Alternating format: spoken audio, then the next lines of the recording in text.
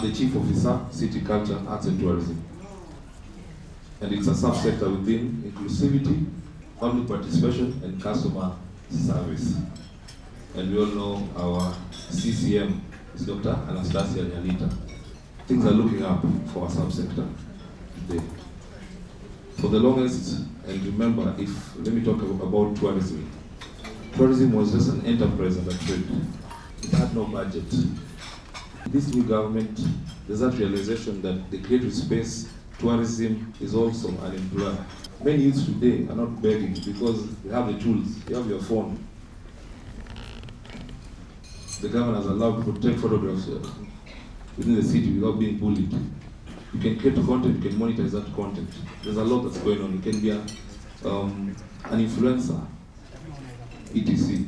So the opportunity for our subsector is huge. And let me talk about the inclusivity aspect. I know the government is not here, but to begin my coffee. The government saw it important to have a whole sector that deals with inclusivity and public participation. Meaning, I know in the Constitution, the aspect of public participation, of course, is well captured. But it's usually just a checklist for most guys. We need to define public participation so that it's there on record that the public participation was done, and now we are free to do whatever we feel like doing.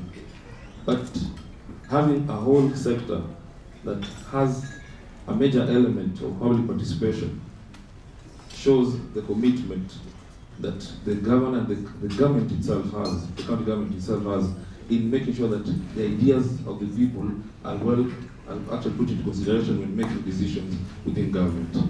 So kindly, beginning Governor Makofi Dennefield. Having inclusivity as a key, one of the key pillars in governance goes to show that Nairobi is for all of us. No one will be left behind. Beginning Governor Makofi.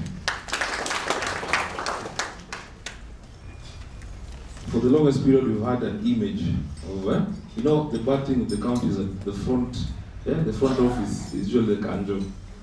Sindio? Ukiambia mtu Nairobi City County, mtu anakumbuka ile kanjo alibeba town, sindio? And I know it has shocked most of you that now that you joined the county, is now when you're realizing that we have competent people within the county and people are working, that we have great ideas. And the governor actually has taken it serious and in fact wants to change the image of the county. Meaning, we have to be seen as a people-driven, service-driven government where your concerns are taken seriously. Let me talk about tourism. City, culture, arts and tourism. And I know maybe my director will touch on this. Besides talking about the unusual culture, when you talk about culture, people only think about the traditional culture. Watu wakidansi rumba, si ndio? Na hizo what you call kikapu, ziondo. But now city culture, which is the urban culture, is something that has been recognized in government and has a whole department. We intend, let me tell you the relationship between culture and tourism. Tourism markets culture. So it's important that we identify what our culture is all about, define our culture. And in all of our functions, we have Vibe the City. That basically talks about the city culture. And now that we have a huge team, we shall soon be embarking on data collection, trying to understand what this urban culture is all about, defining our culture, and then promoting that culture. And of course, the effect is that we have a positive effect in our GDP. When people are coming to Nairobi for our events and all that, that means more business for Nairobians, right? So what I'll encourage is the team to work together. So let me just highlight a few things about public service, being a public servant. So there are several key aspects to keep in mind that can guide your role and responsibilities. So there's the public interest. Always prioritize the interest of the public you serve. I always say this because let's not forget that we're all public servants here. And unfortunately, most people look for jobs just to empower themselves and forget their roles. Ethical conduct. Uphold the highest standards of integrity and honesty and professionalism in your work. There's the aspect of accountability and transparency. Be accountable for your actions and decisions. Take responsibility for the outcomes and impact of your work. And you must also have a service-oriented mindset. Seek to understand the needs and concerns that strive to provide efficient, effective, and equitable services to meet those needs. And then there's the aspect of impartiality and fairness. Treat all individuals fairly and without bias or discrimination. Avoid favorism or unfair advantages.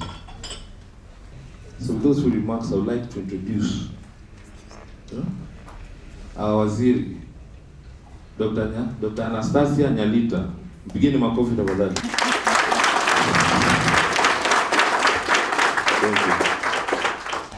It's important to be on the same level, each one of us. Despite having the 3 sub-sectors and the many delivery units therein, only when you know the people that you work with and you know that you have a common agenda can you be able to leverage. I know a lot of you are in the sub-sectors, in the sub-counties. And there are the public participation officers, and there are the ones on the city culture, arts and tourism, and so on and so forth. Customer service. But do you guys know each other?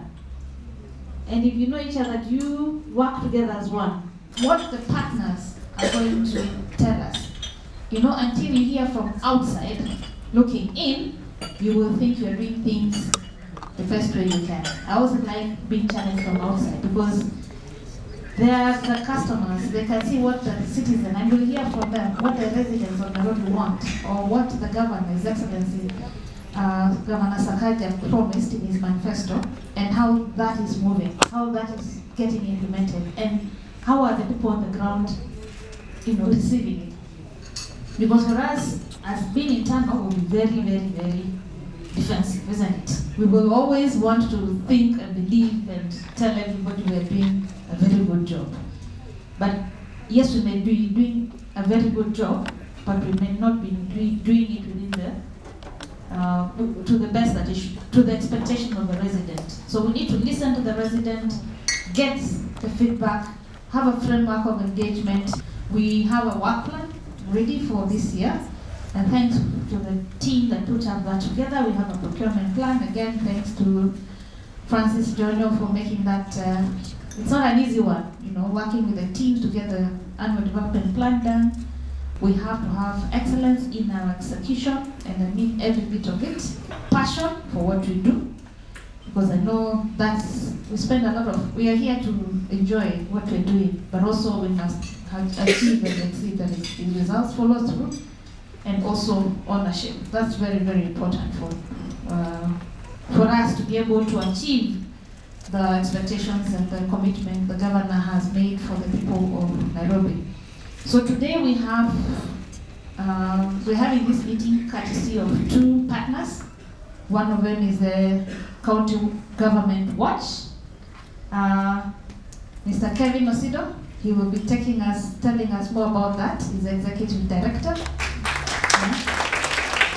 And by the way, we just had one meeting with Kevin, with the directors and the chief officers, and he said he wants to support, and he challenged us, and that's why that's why this meeting is important, so that he can tell us how should we be looking at public participation, what he did from the outside looking in his public participation, so that we can really help the government achieve his commitment to the residents of Nairobi. And it is possible, and we will do it. Will we? We will do it, right? It's not impossible, I can tell you. Yeah, we have great minds, as Chief has said. Then we have Mesha Ian Achola from Options Consultancy Services.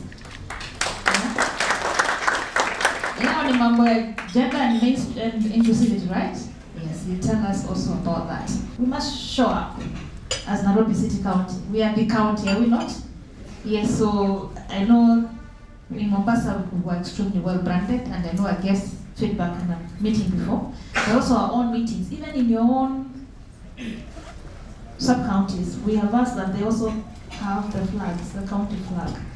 Whatever meeting you have, make sure you have some form of branding so that it's identifiable to the county.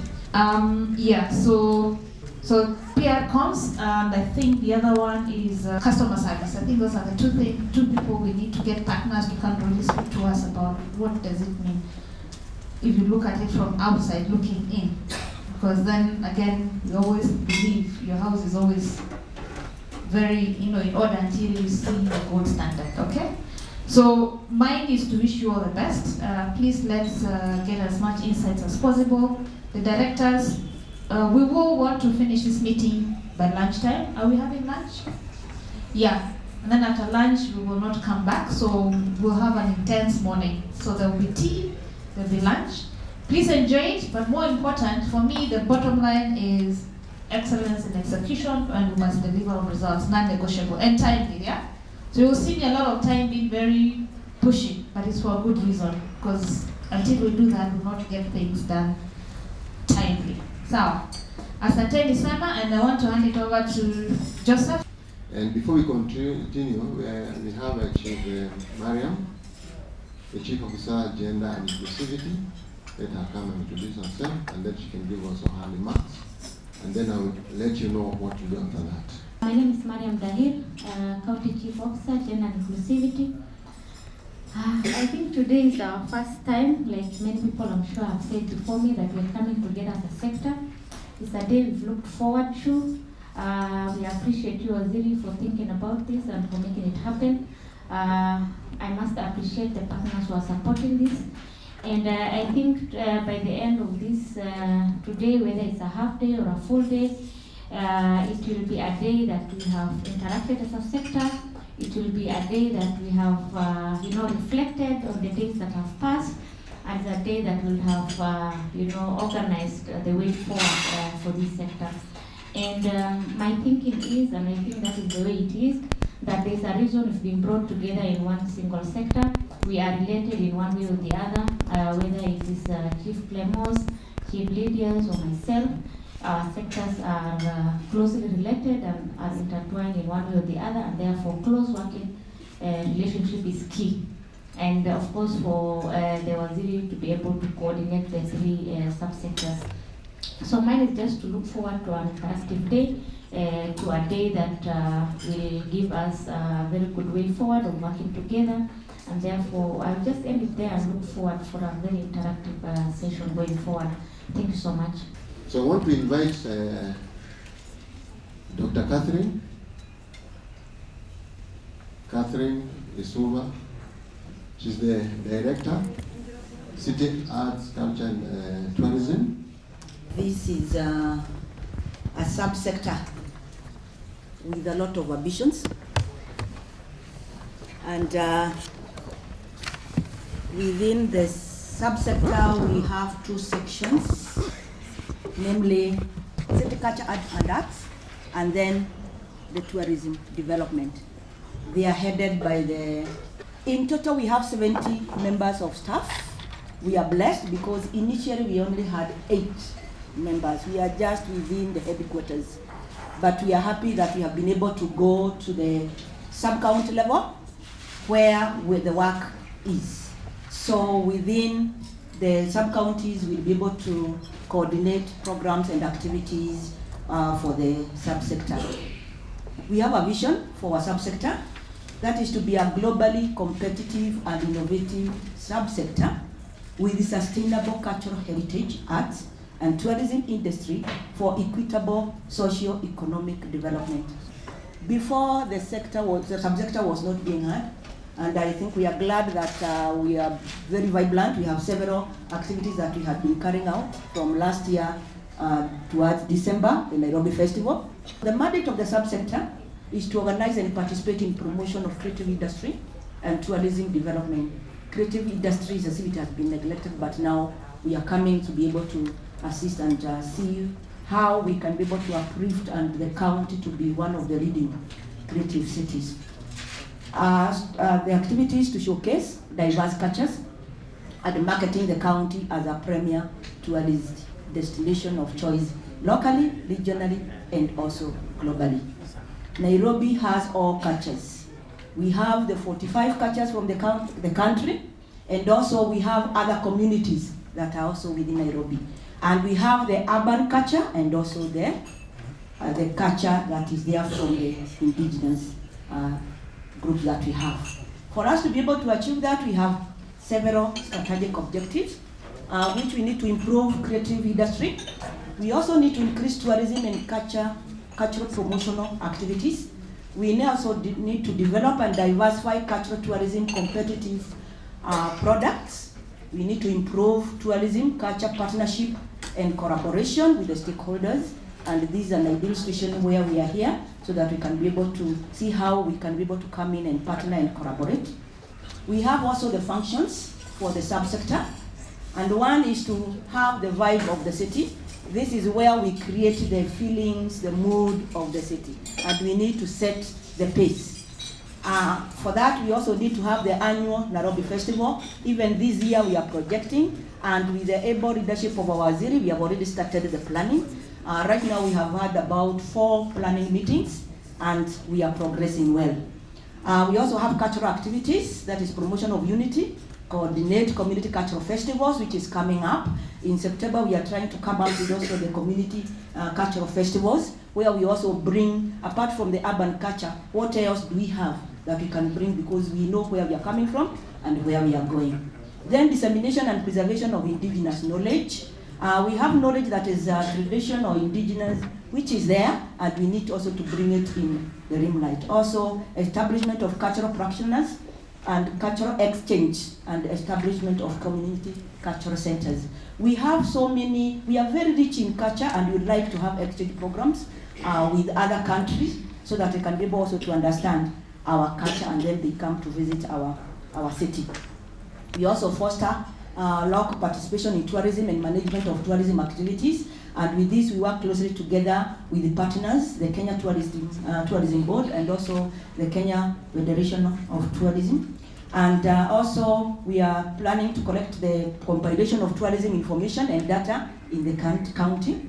And all in all, we need to coordinate and maintain the tourism products and facilities, standards, and quality management in liaison with industry stakeholders. And I think the one who are in the room will be able also to come in and be able to walk the journey with us.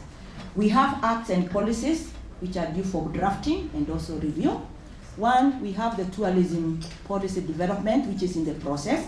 It has started, but we have not reached there, and we would request if we have the expertise or the stakeholders who have the expertise, they can join in. We also have to review a Culture Act. There is an act which is already there for culture, and it was acted in 2017. At that time, things have changed. A lot of things have happened, and we need to make sure that that act is incorporating all the things that are happening. So there are some gaps that we need to be able to look at it and we review so that it can be within the required time. We have, I said, starting, our chief said we are very ambitious, and in fact we have several things that we had planned to do. And I've just summarized this because it couldn't have fitted. So we have planned activities. We would like to have a strategic plan for the next 5 or 10 years, which will give us the answer or the question. We'll be able to answer 3 questions. That is, where are we coming from? Where are we now? And where do we want to go? So that we can also be in line with our vision. So that is another area we would also like to have support. We have tourism products that will be developed. We would like to have installation of tourism information centers. We would also like to have other products like the MICE, that is meetings, incentives, conferences, and exhibitions. And we are focusing to have them here in the Nairobi Also, we are looking forward to develop documentaries, one for tourism and another one for the fiber of the city. We are also looking at the policy development and review of the acts, the Tourism Act, and also review of the Act 2017. We are also planning to have festivals, events, exhibitions, and one of it is Nairobi Festival, which is planned to have to be in December 2023. Every year we'll have this. Last year it happened, this year it is going to happen, and planning has started. We also have the Battle of Choirs, that is Easter Festival, and it focuses on the religious groups, and there is a lot of good progress on it.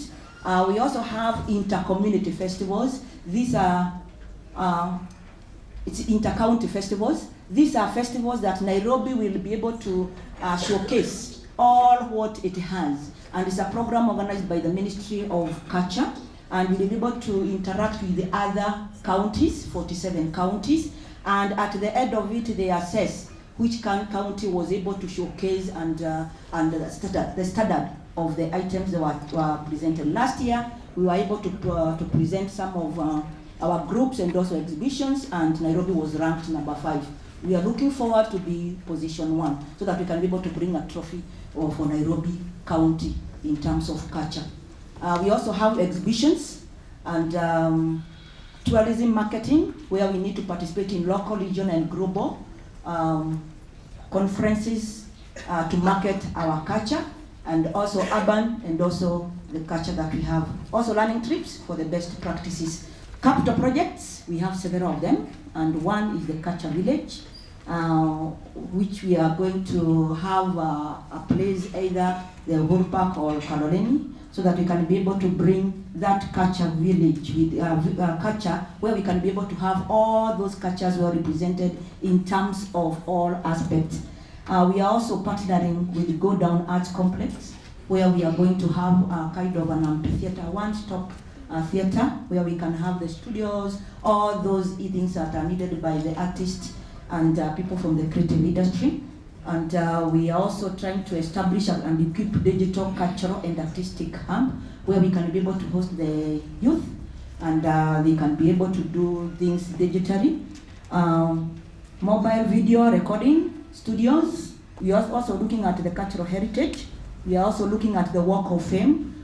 Conclusion. The subsector will continue engaging, supporting, and empowering local creative industry producers, youth, and community groups with inclusivity, and embrace the public-private partnership to enhance, conserve, safeguard, and promote growth and development of city culture, arts, and tourism, and to make Nairobi a creative, smart city of order, dignity, with opportunities and hope for all.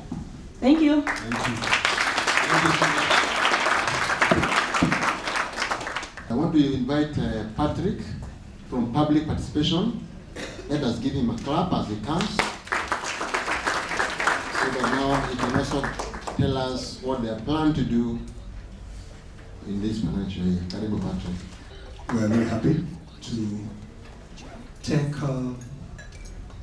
the vision that the governor came with, a city of order, dignity, hope, and opportunity for all, to make it a reality.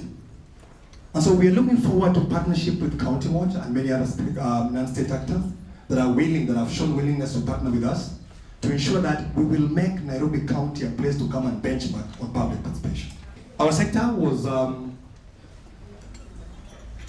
came through after the Executive Order number 1 of 22 by His Excellency the Governor, which we appreciate, because public participation is very serious. Just to tell you, what's the budget of public participation? 2%, right? The lawful, the legal public participation budget. Let's do some math here. 2% or 40 billion. So you remove 1 0. Those who have maths like Cecilia. You remove 1 0 hapa kwa 100, inakuja 4 billion, si ndio? Tena unatoa hiyo zero nyingine, inakuja ngapi?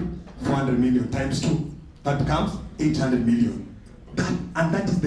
That is a minimal budget for public participation. It appears costly, but when you have citizens on your side, and then they are agreeing with this project, then we're going to get bigger than the 800 million. Can you imagine a good project like Tishina County? If we didn't do proper public participation where records are available, you can test all the parameters, And at least I know we are not yet scoring 100%, we're not even near 60%, but I'm sure even when the judge looked at it, when we gave our files, you could see we at least trying to do something. So if we're able to do proper public participation, I'm sure if we compare the cost and the gains will outweigh the cost. What is the sector vision? Empowered citizens shaping county development programs in an orderly and inclusive society where dignity, individual agency, and creativity thrive. And we haven't achieved that because we have not been doing civic education. The team was about 8 people. Let's see what the numbers should be. Mission: ensure citizens are adequately informed, included, heard, served with dignity and order, actively participate in decisions that impact their needs, hold public officers accountable, and have opportunity for creative self-expression. Now, they say, and I'm going to be very open here, that budgeted corruption is a problem in this country.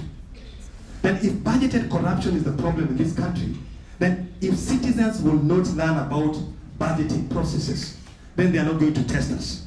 They are not going to audit us and ensure the shilling make value, okay? So I'll move. What are our functions? I just want us to understand our functions because many people don't understand the functions of the Public Participation Directorate. Some people thought it's a small job, but it's not a small job. Now see, coordinate public participation by all county departments and agencies. Now, you may count them, 10 sectors, 30 chief officers, and then over 100 directors. And all of them are trying to do public participation here. And each of them must not escape our coordination. That's quite a mandate, right? Facilitate capacity building and provide support to other county government departments on public participation processes. Now, for the various subsectors to embrace public participation that is inclusive, accessible, that is information-based, then we have a lot of work to do as a department to sensitize them on the same. So that it's not, I recently wrote a letter on behalf of my chief, asking the chief officers, and it was quite interesting that, please give us a schedule for the next 6 months of the public participation we're going to do, so that we plan. Because if they don't issue that, then we are going to get many requests that are colliding. Like right now, I have a request that collides with the bar of public participation that is almost impossible to do. So if we could come and sit together with partners, try to do a plan that is acceptable, then we could deliver public participation that really will take this county to the next level. Monitor and evaluate public participation processes undertaken by each department or agency. Now, how are we going to do this when we don't have regulations, we don't have guidelines, and that's why we need partners. We don't have policy. People just go to do something, say it's public participation. So I'm really hoping that this financial year, we failed to do it last year, that we'll be able to deliver regulations, guidelines, that then we, given the mandate to check every department, every time you go and do public participation, whether it is when physical planning, zoning, they go and do that, when a change of use in the neighborhoods, then a public participation officer must be there to check whether there was really public participation or it was that which we call public participation that is taken captive by a few interests. Few rich people pay some people and then say, now we want a huge apartment here, messing up their own estate. So it's part of our duty to do that, to monitor every public participation, that means we really need a public participation officer at the ward. One public participation sometimes takes 9 million, sometimes 15 million. And if we bring the costs down, it can't go beyond 5. Now look, what are the numbers? In the last 5 years, Nairobi County government implemented 188 public participation meetings. That again might not be public participation. That one we can show, because I was there also. Because now we want to go, we have to accept the mistakes of the past in order for us to make the future better. Now we did 180 in 5 years. But in the last 1 year, after the governor came in place, we have done 117 with a little bit of improvement. We are having sign language interpreters. We're getting more partners to work with us, and I think we're improving. But we are yet to do what will mean quality public participation as enumerated in the County Government Act 2012-87, and even in our own Nairobi County Public Participation Act 4, Article 4. So let me jump that. We have 2 pillars, and that's why we're asking for 2 directors. 2 deputy directors, I mean. We need a deputy director for public participation and a deputy director for civic education. The best practice, Waziri, I want to really catch your attention here. The best practice in those non-state actors doing public participation and civic education, if you check them, and if you check your index, that's you check your RIA, maybe I like to check also with Kevin, we will check with World Vision, you will see they're having 2 managers for the 2 different functions. Because let me tell you, since I came to this department, we have only been doing public participation. And if you do public participation without civic education, then you are really not doing public participation because the citizens are participating from where? From a disadvantaged point of view. Now, what are the numbers we have presently? 20. And the 20, they are all not public participation officers. We have not been designated to that. 8 were there for the longest, about since 2017. Then recently we got the officers that were extended to us from the NMS.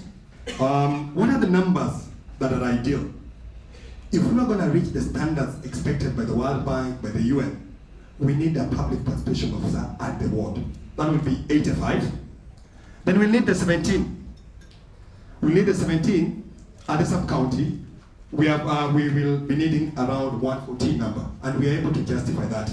We're able to show what we're missing from the fundings out there, and it will be quite a reasonable cost because public participation, actually the idea should be happening in the villages at the neighborhood level. But we hope there is no way this year, if there's one thing we really must deliver, is regulations on public participation. Why? Then we'll be able to test ourselves whether we are meeting that standard. So thank you. That will be all for me. We want to have a contact center which is already in operation, it's already under construction.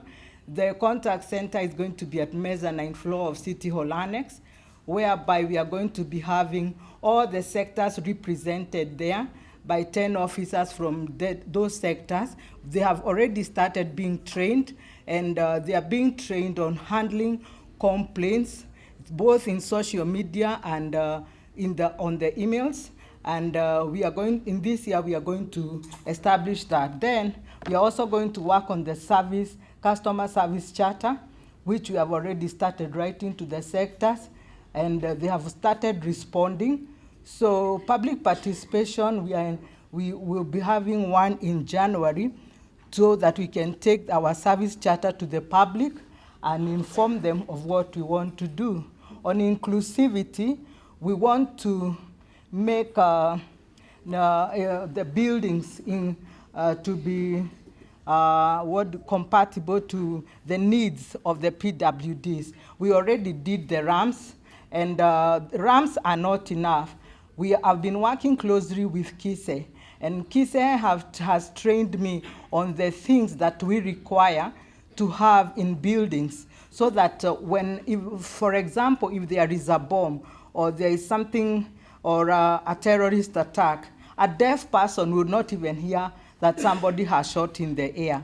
But what we need to do in the county buildings, we need to put lights. A red light. The deaf people have been trained that a red light means danger.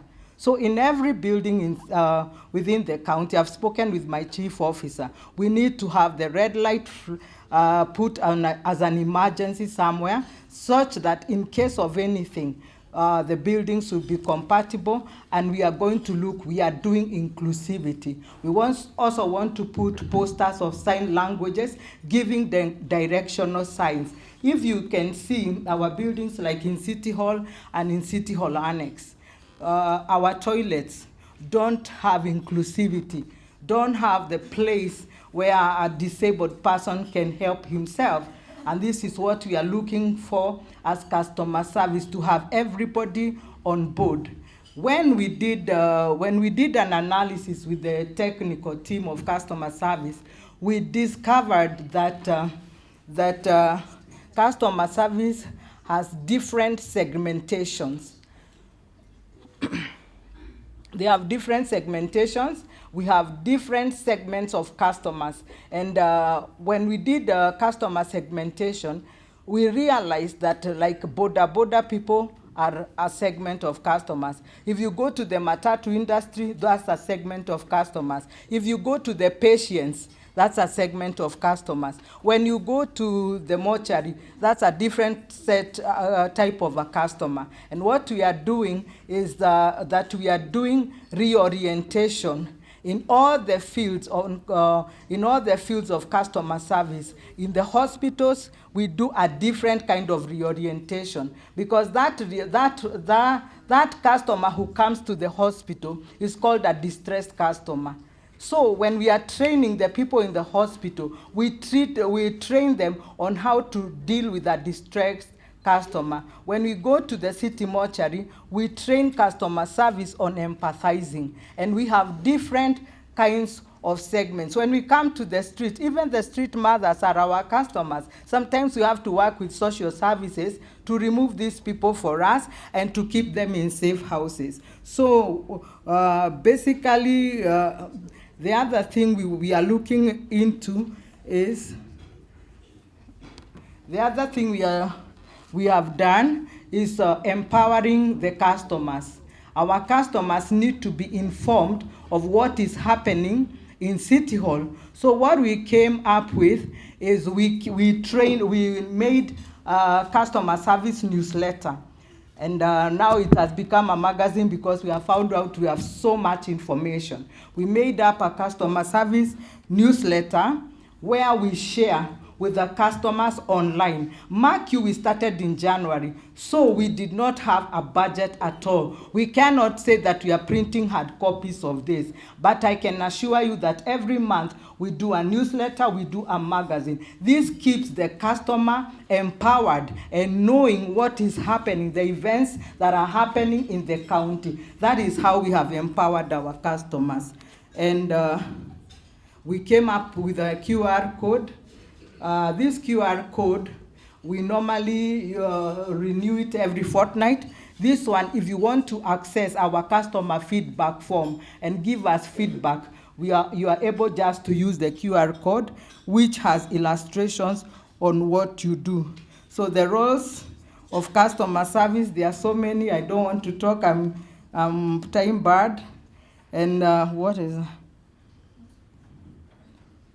formulation of the customer service charter, I have spoken. So I think those are basically the main things that we want to do as customer service. Those are basically the things we want to do. I'm sure we are also going to have now the PWDs on board. I'm hoping that we are going to have a blind person reading Braille for us. I already did the feedback form in Braille. That one we presented during RRI. We did the feedback form in Braille, and so that the blind can also have the opportunity to read and understand. So we are hoping that the county bylaws, we are going to interpret them in Braille. We have already taken a quotation. So we are looking for a budget and a sponsor. We are also looking to have a chat box.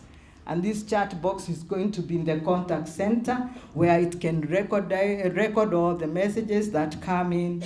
And I think we are getting there. Okay? So lazima iwak.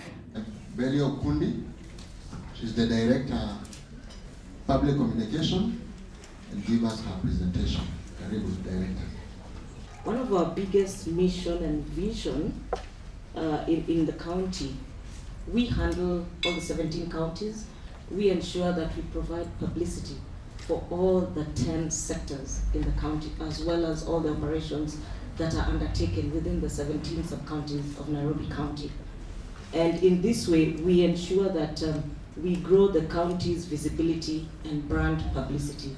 So we are the ones, my department is the one that interacts with the media, newspapers, online, TV, and all the content creators. Without taking so much time, I just want us to I want to take you on a brief journey on where we've come from in terms of publicity and where we are going. So when Governor Sakaja came into office in August, there was need to recreate and redo the county branding. And that is where our journey starts. And when I say that, our work is mainly to ensure that there's aligned visibility of the county and its element. It starts from public communication. So we worked with an agency to ensure that our brand was aligned with the governor's manifesto and the way and his thinking. So that is how the brand guideline and NCC new identity to fit with Governor Sakaja's manifesto came in.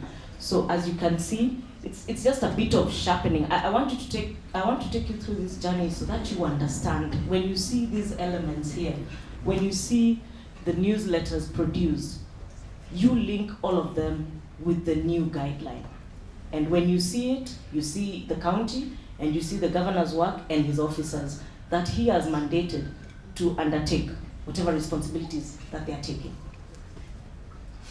So our logo is applied differently, dependent on the backgrounds. So as listed. So the governor was presented with two segments. There was the grid pattern and there was the mosaic pattern. So he was so excited about the mosaic pattern, which means that it's continued progressiveness, activity and action and vibrance. So he settled on the mosaic. So maybe in another 5 years when he comes back into office, we will now apply the grid, which also means a lot because Nairobi is a sea of water. So the grid represents water. The grid is the one on my, is it left or right? It's on my right, the other side. So if you see its wavy movement, it portrays water. And Nairobi is a seabed of water. The mosaic spectrum, it's about movement. Nairobi is about movement. Nairobi has 6 million people during the day and at night 4 million. So it projects movement. So those are they also came up with the iconography signage. For instance, if you go to Mama Lucy, you will come across the hospital sign. If you see our ambulances, they have various icon signages. So now we've come to application of the brand. So public communication ensures that we are the gatekeepers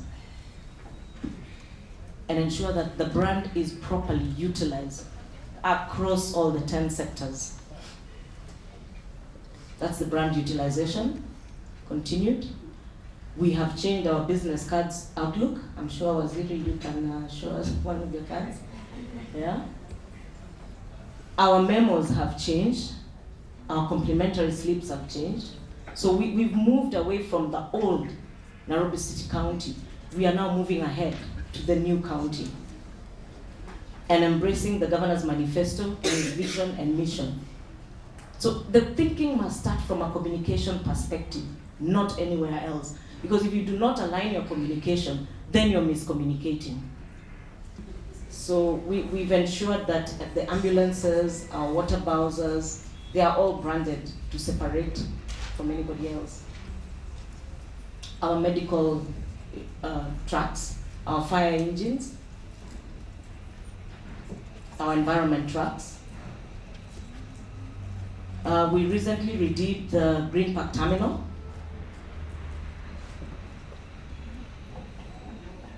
The proposed markets, I'm sure you have come across these ones in various areas. It is an ongoing process. Our offices, I know that Annex is currently undergoing a new look, which will be unveiled before the end of this year. And as Lydia spoke about customer service, if you can see on the building, we really want to make guests' movement easy. You don't have to go and ask somebody. You just go to the outside gate, and you press on the map, and you will know exactly where you're going and what you're looking for, without getting lost within City Hall, which can become a maze at times. We are soon relaunching staff IDs. Public Comms has lent its advisory in terms of rebranding and ensuring that it is easy to communicate. And also to do away with idlers who are always accessing City Hall. So I know at some point our ICT department will ensure that if you're a guest, you're only able to access certain floors, to avoid too many people in the building. We've also been involved in various campaigns, though some of them have not kicked off because of budgetary constraints. But some of the elements of and some of the functions of public communication is to ensure consistent and ongoing campaigns across all the sectors. I know that Barrows is supposed to kick off. We've already drafted a communication strategy. We have the El Nino rains that are expected to kick off in October. We've already done a communication strategy and a media campaign that will ensure that Nairobians are educated on what to do and what not to do during the floods.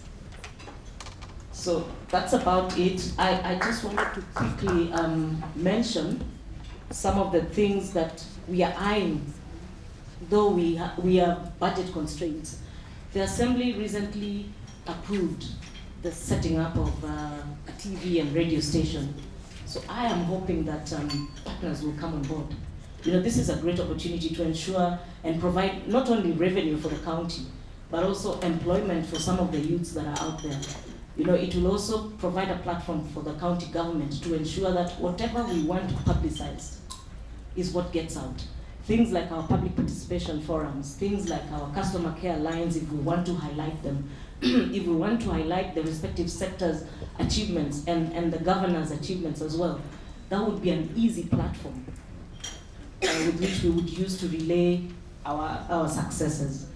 And also, something that we are aiming to do this financial year, though we've been doing it but on a low scale, is ensuring that we establish a digital repository media archive. We want to work closely with especially the culture department. Nairobi has so much history. So we want to ensure that we set up space, whether in cloud or whatever, to have the repositories. If you want the governor, the first governor's photos, you can easily get them, the second, the third, the fourth. So public comms is a cross-cutting department.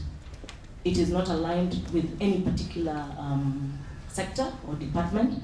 We cover everything as long as we utilize that information to inform Nairobians of what we are doing positively. But let us have the last presentation from Gender and Inclusivity. So, Jen, who is the acting director. So, all protocols of that. My name is Jen Gishure. I'm the acting director, Gender and Inclusivity. So, Gender and Inclusivity, we were formerly domiciled in education, youth, social services and gender. That is the current talents, skills, development and care sector. So when we were there, we were just a small section, and we used to be under community development, or sometimes we used to be under family welfare, and therefore it was very difficult for us even to make any impact, because even the budgets used to be budgeted under those other sectors, and we really used actually to actualize our budget and our programs. So we are very happy about the executive order by His Excellency, our Governor, because it is out of that executive order that gender and inclusivity got a name, and we were actually voted to be a subsector. For that, we really appreciate. So I just want to go direct into a vision. And our vision here is that we want to have empowered citizens, shaping county development programs in an orderly and inclusive society where dignity, individual agency, and creativity thrives. The mission is to ensure that citizens are adequately informed, included, they are heard, they are served with dignity and order, they actively participate in decisions that impact their lives, hold public officers accountable, and have opportunity for creative self-expression. So inclusivity is for all of us. It is not just, we are just a lead sector, but it is for all of us. And I hereby just want to acknowledge my colleague, Lydia. You had Lydia presenting, and she talked a lot about disability, inclusivity of disability. That is what we mean by mainstreaming. And every sector should talk about including persons with disabilities, how they are including women in their programs, how they are including the aged, how they include the men, the young, the youth, etc. That is what inclusivity is all about. It is not a one-off in one sector. So this is the mandate of gender and inclusivity subsector. So we are mandated to coordinate and promote gender and disability mainstreaming and affirmative action. We also to promote and manage programs for children, women, and people with disabilities, gender-based violence prevention and awareness. We also to establish and manage safe houses or safe shelters for survivors of gender-based violence. We also to promote and ensure the compliance of the 2-thirds gender rule and preference and reservation targeting special interest groups. That is the 30% procurement opportunities for youth, women, and persons with disabilities. So when I ask for these reports from your sectors, please forward them. And the most important thing is to ensure that when you are planning from the beginning, make sure that you include these issues. Because if you don't, and you pick them later during implementation, almost always it will not work. And therefore, we usually ask for these reports mid-year. We expect you to report to us what you have done to include the programs on women, persons with disabilities. Did you manage to allocate the 30% procurement, which is usually reserved to persons with disabilities, to women and the youth? How much of that did you allocate? And then after that, we go ahead to finance. We ask them, out of that which was allocated, how much was actually actualized? How much did the PWDs take? How much did the youth take? And how much did women take? And I can tell you for sure that we are not doing very well. Now, we have acts and policies that guide gender and disability, not just disability, but inclusivity, because with the coming in of inclusivity, the scope actually widened. It's not just gender and disability. We are talking about all the vulnerable groups in the county. And come to think of it, even when we are now approaching the El Nino, I'm sure that we shall be thinking a lot when we are planning for mitigation for El Nino. Think about what will happen to women, what will happen to people in Mukuru, those who are living in the riparian. Now they become our customers. In this case, they must be included in all the planning that goes in for mitigation towards the El Nino, which is just about to happen. So we have the Nairobi City County Persons with Disabilities Act of 2015. This act is an act of the County Assembly to provide for the rights and rehabilitation of persons with disabilities, to achieve equalization of opportunities for persons with disabilities, and to establish a county board for persons with disabilities. It was assented on 12 January 2016, commenced on 25th January 2016. The only problem with this act is that the board was appointed, but it never took office, and this has been a bone of conflict, and especially with persons with disabilities in the county who have been saying or telling us that this act is not implemented. So long as you do not have a board, this act has not been implemented.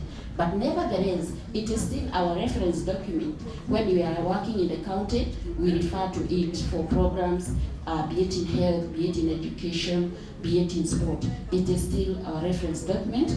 But I think we have gone a step forward. We have done a cabinet memo, and we are waiting for further direction about the issue of the board. They should be able to guide us, and if it is not completely capable, if you're not completely capable of having a board in place, then we can just review this act and maybe do away with a portion of the board. Then we have the County Sexual and Gender-Based Violence Management and Control Act of 2021.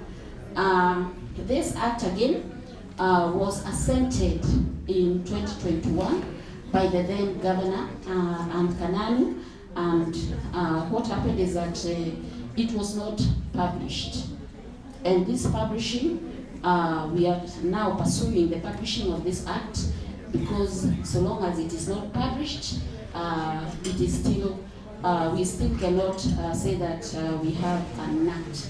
And then we have gender mainstreaming policy, which is in draft form.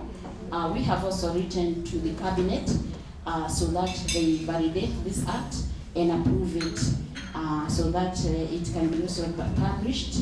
And this one will be very good for us because it acts as a guideline to so many other policies that will come up in the area of gender. So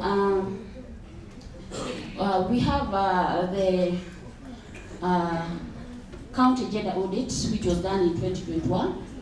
This audit, we were able to introduce this audit, and we distributed to all the sectors through a memo.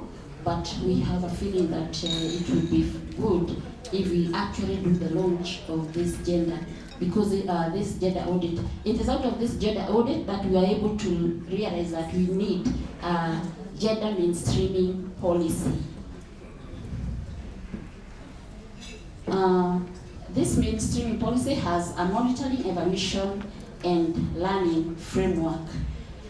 Now, for this, for the next 5 years, we do need a 5-year strategic plan, and we are partnering with some of our partners so that we come up with agenda and disability strategic plan that will be put in place to guide in gender and disability. You realize that the uptake of gender and disability is still very low, and therefore I think we do need a strategy so that we are able to do much more. We achieve the 2/3 gender and also the affirmative action of the 30%, and also the other services for persons with disabilities.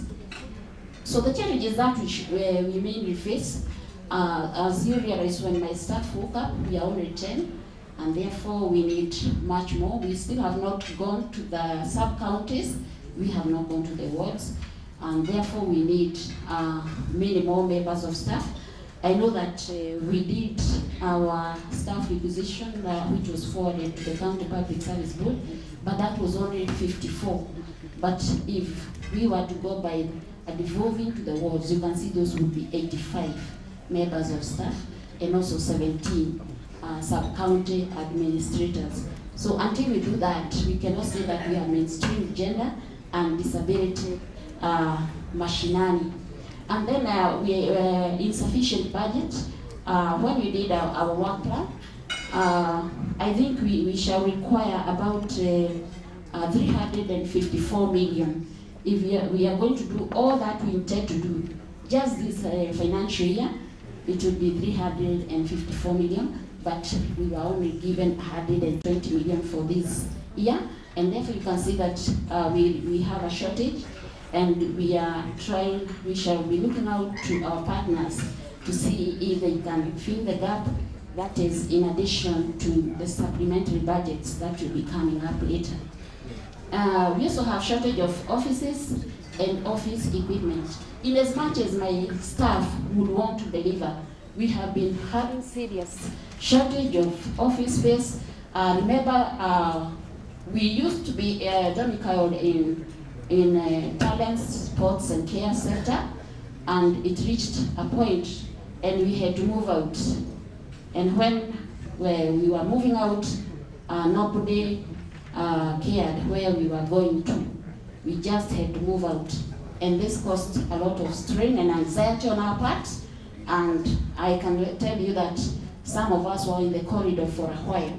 But thank God that at least we got some space to sit. But still we need good space, good working space for my officers, and even for myself, for my chief.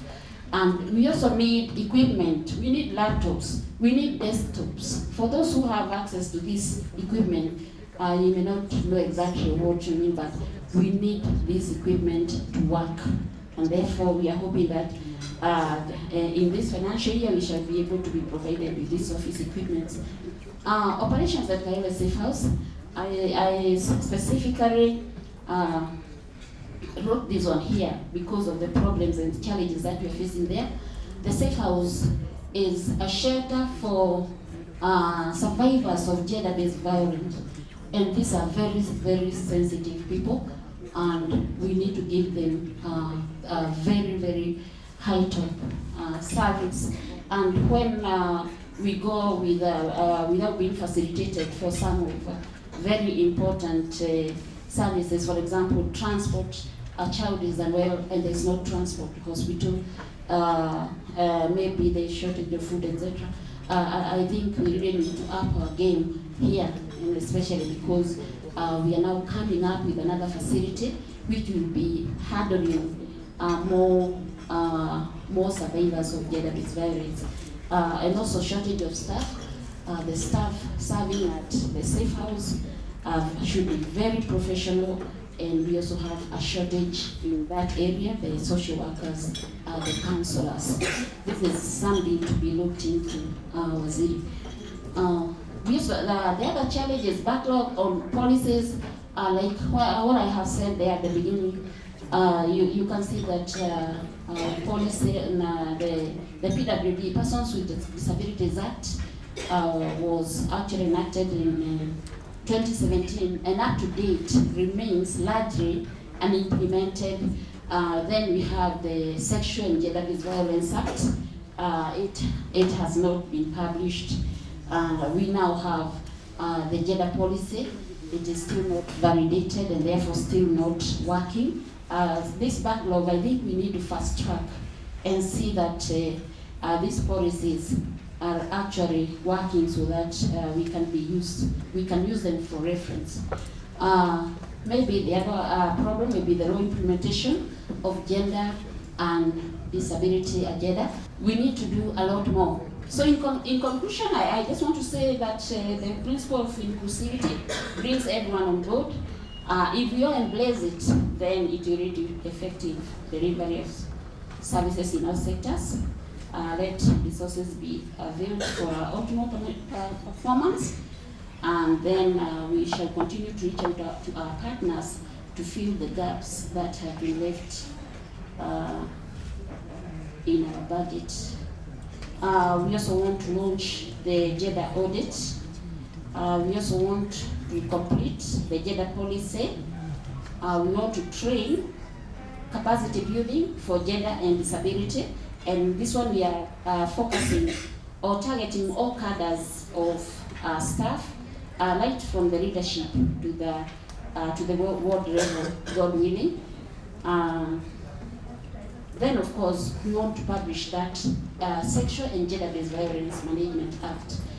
We are very disappointed with ourselves that we are not able to publish this act because it was only 26,000 shillings. And let me tell you, chasing 26,000 shillings in this county, you'd rather chase 10 million than 26,000 shillings. We also want to implement the Nairobi City County Persons with Disabilities Act of 2015. We need direction whether we shall go the board way or not. If not, then we review that act and drop that and do something else, replace that board maybe with something else like a supervisory committee. It can still work. Children with disabilities, we want to establish units for children with disabilities. This will lessen the care burden on the caregivers and parents of children with disabilities.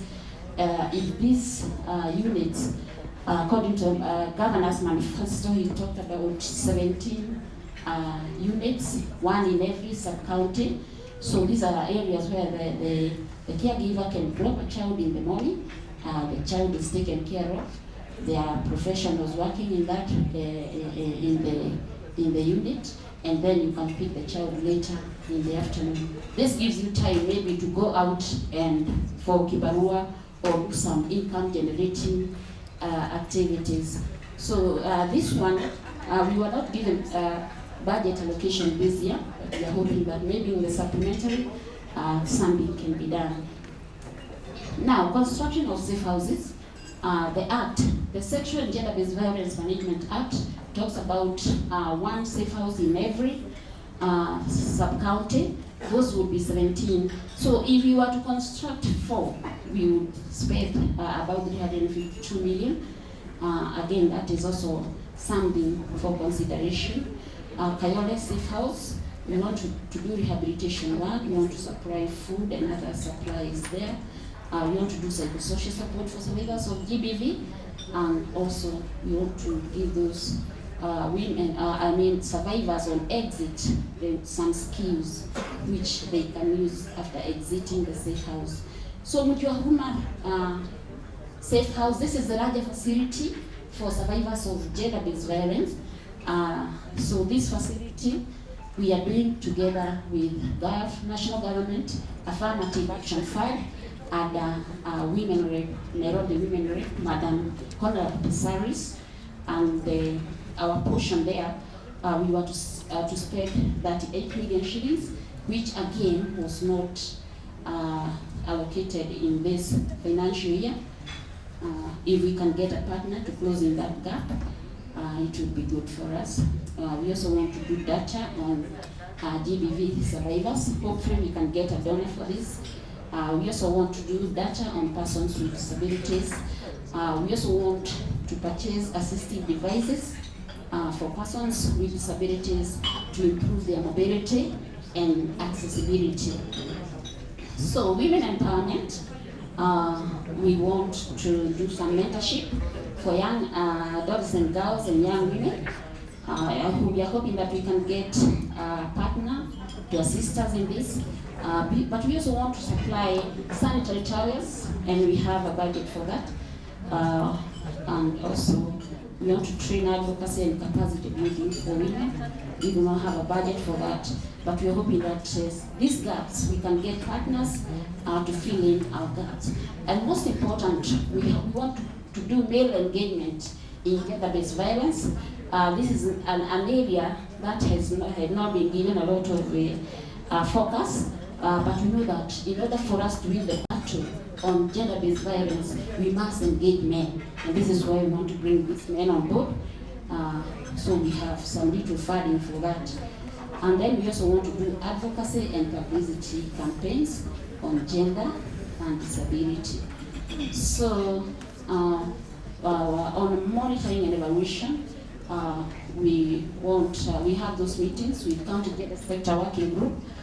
This is a group of partners who are involved in gender work, and we usually have quarterly meetings, and those meetings also come at a cost.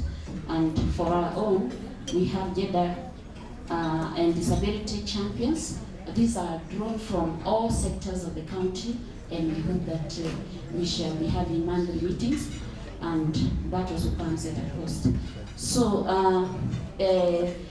I was given 120 M for this financial year, and you can see that I have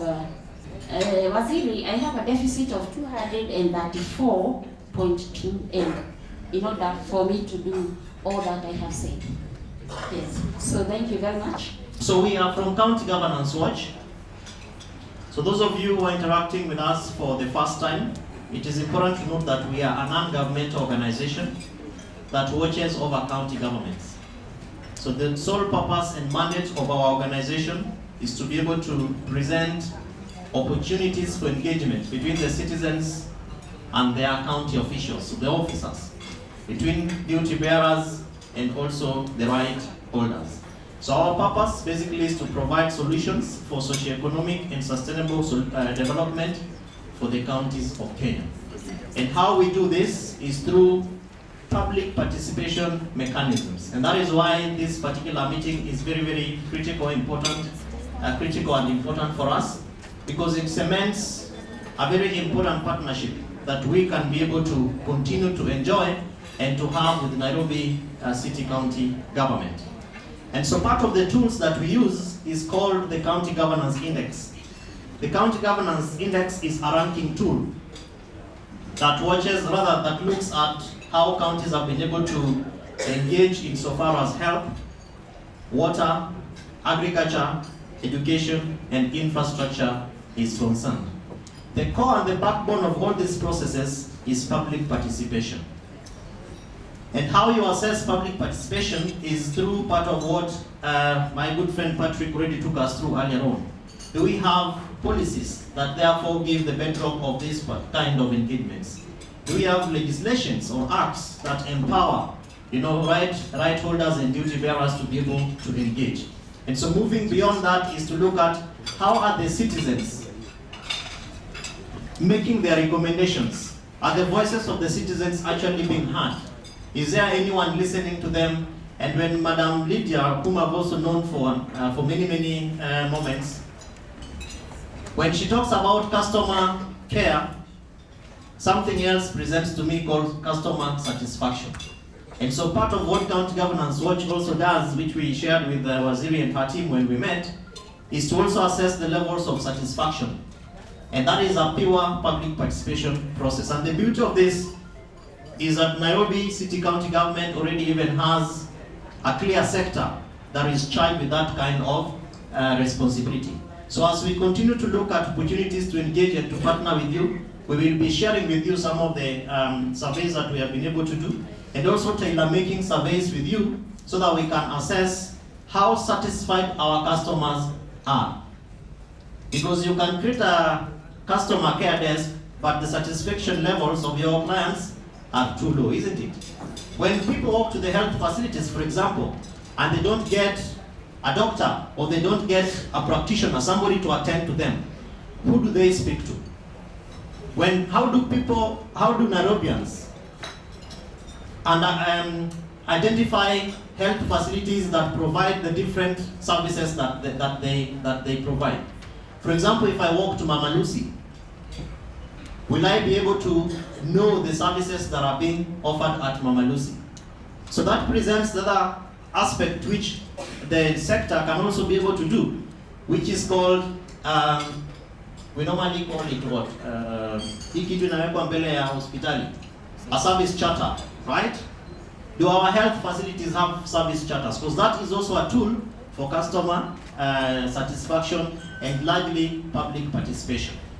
When we call for public participation, for example, and you're engaging with the Nairobi South Ward, and you say we have advertised for public participation, be able to discuss our battles, how many people are you expecting? What is the benchmark?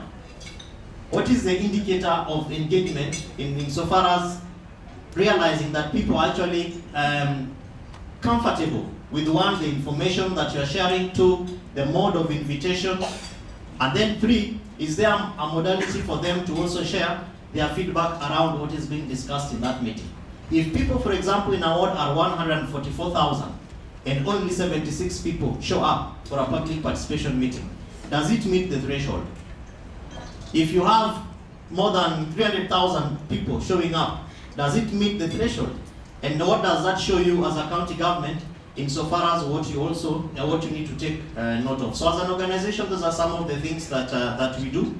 And so for the purpose of our engagement with Nairobi City County Government, particularly this sector, beyond the works that we continue to do with other sectors like health and also education or skills, we are looking at 1, how to be able to strengthen partnerships between non-state actors. So basically networks, organizations, Edna, and also looking at the role of the citizen and how they ensure that citizen voices are being heard to enhance governance processes for effective service delivery. And that goes beyond just this sector. The second thing that we are seeking to do is to empower the residents of Nairobi to be able to, 1, look at what are these challenges that most of the directors were talking about here? And what are these challenges in the eye of the citizens? For example, if you say that a sector only has 10 people, 10 staff who are working in that sector, but it is a very important sector that is in charge of public participation. So what does the county government lose by having less people engaging with a bigger number of people? And what would be the investment of the county government insofar as what it wants to achieve? So we seek towards, we look towards empowering the citizens with information, which therefore takes us again to what Patrick mentioned. How do we conduct our civic education? How do we conduct our citizen engagement? Do we have a policy? Do we have a framework? Do we have a regulation? How do we ensure that even some of the information that citizens share with us at that level in our various different public participation processes is properly churned and then ultimately delivered to them?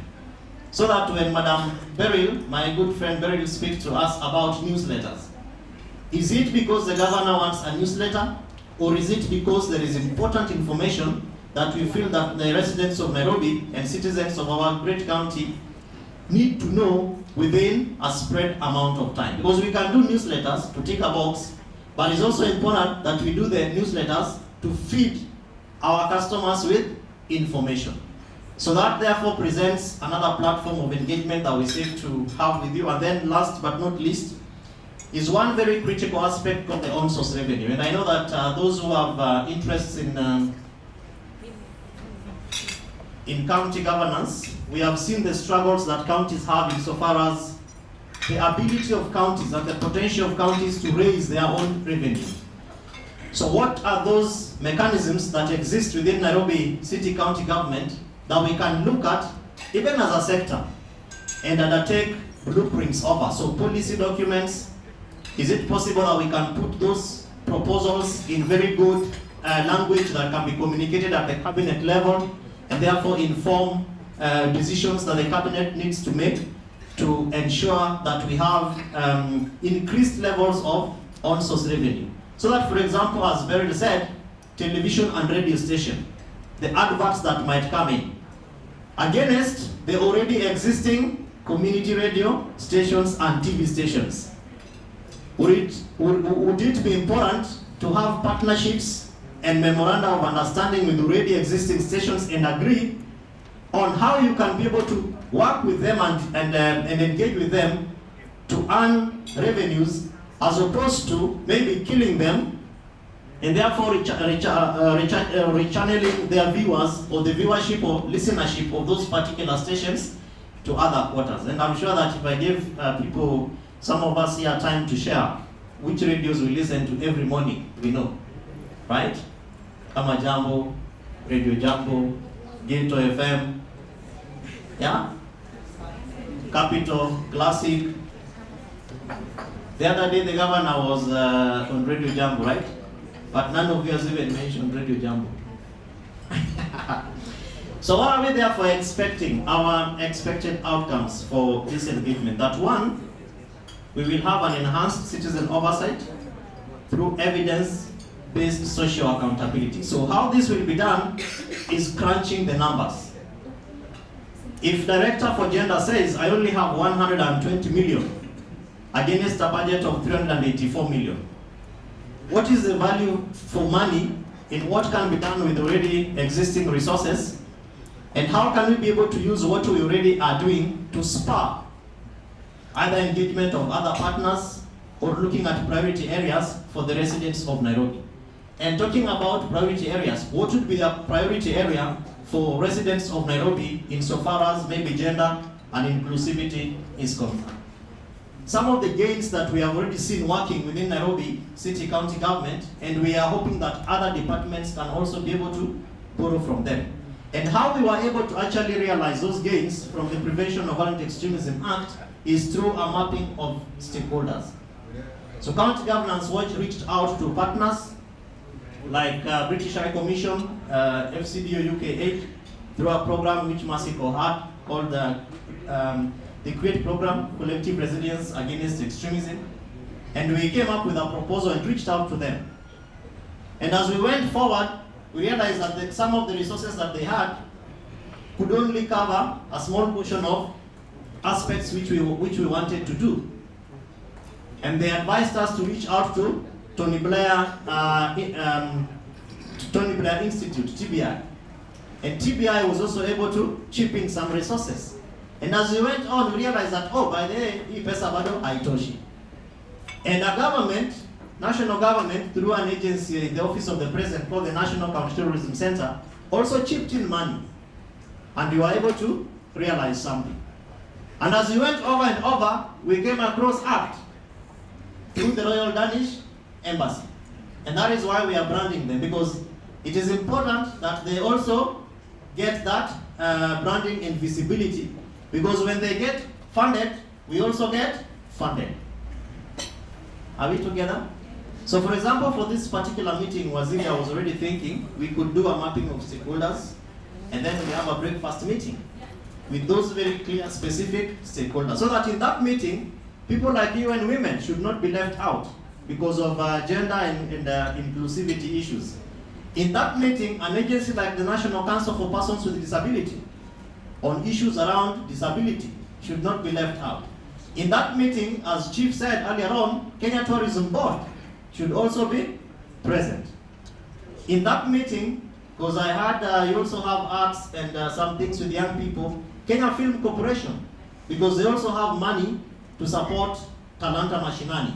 They should also be inside that particular meeting. So that it is a seamless process that helps each and every one of us to meet. Why? To meet our objectives. Why? Because if Kenya Film Corporation, for example, comes to Nairobi, they will not cut somebody's body and say, you belong to Nairobi County, and this side you belong to national government. The money is from national government, yes, appropriated by the National Assembly, but the county government has plans that it also wants to achieve, which we have already been given or shared, has already been shared by our directors, by our chiefs through the directors. So that's our model of thinking around how we imagine or assume that we can be able to achieve some of these objectives. The third one is what we call the public expenditure management cycle, the one written here. This is purely on budgetary issues. So as County Governance Watch, we can also help Waziri to advocate for budgetary inclusion and budgetary appropriation in terms of increments. And that is how, for example, as Dr. Esther will tell us, we were able to engage with the County Assembly and the sector for education to at least get some 75 million shillings for programs and interventions around prevention of violent extremism. So what is it that we think as a sector is a priority to us, and we can be able to jumpstart that process and and realize that we achieve some of those objectives. For example, Waziri, last week we had a meeting with Kiambu County, and they asked us to help them do a policy for persons with disability. And you realize that as the directors who are presenting here, Nairobi County already has a similar policy. Now for them, they want to move it further even into having a law enacted. So you realize that counties can also benchmark and learn from each other. And the beauty therefore, the value add that County Governance Watch presents is one, that we already have knowledge about who has what and who wants to do what, and then how can we be able to, all of us, work together. So the public expenditure management cycle therefore enables us to have an overview of the budget and some of those priorities and programs. And then last but not least is the civic education, which is a very, very important function for public participation, customer care, whether it is arts, whether it is culture, whether it is tourism. If people don't know about you, they will not come to the national park. So how do you help them understand the knowledge around what you have? So those are some of the aspects that we can be able to work together.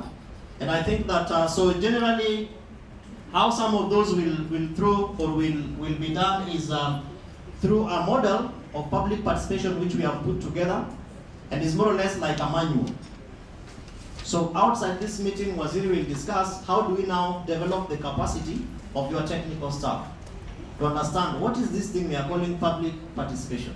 Because we have a constitution in Article 100 that actually even before Article 100, in the articles, in the principles of our constitution, public participation is a very important factor that governments must put in place.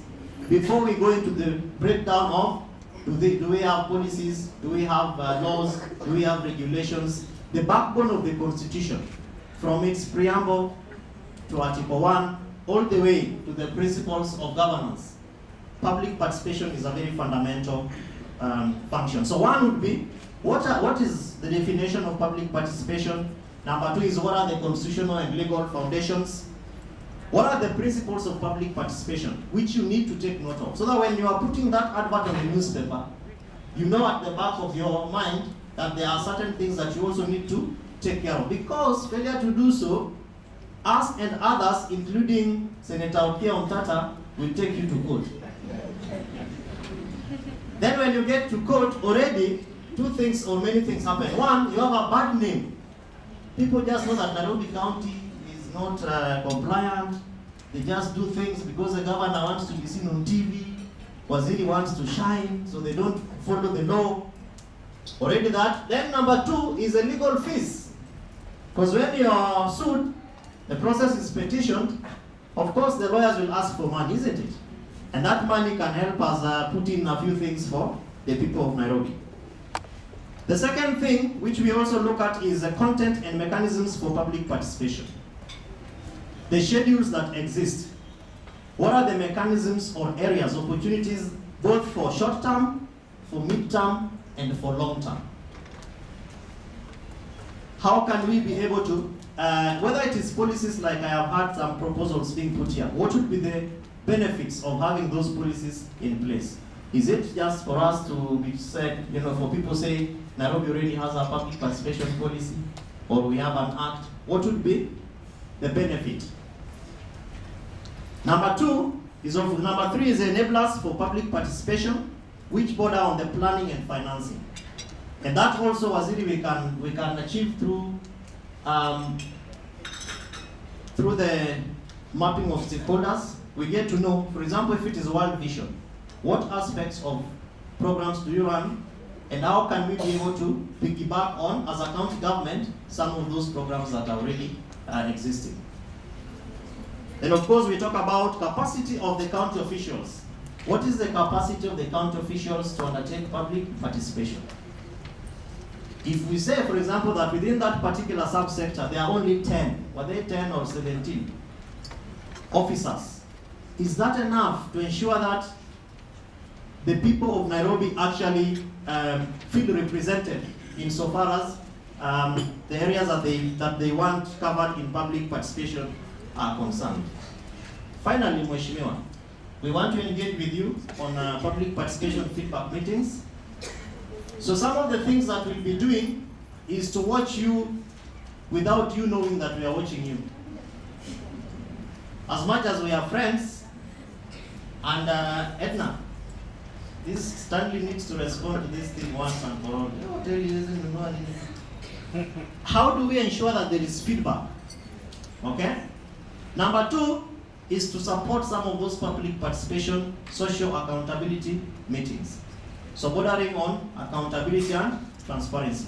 We will come to you, for example, with the budget of the county government and break down the numbers in terms of the expenditures. Then we'll ask you, do you think the governor or the CC was right to spend this amount of money on X, whatever it is that has been spent on?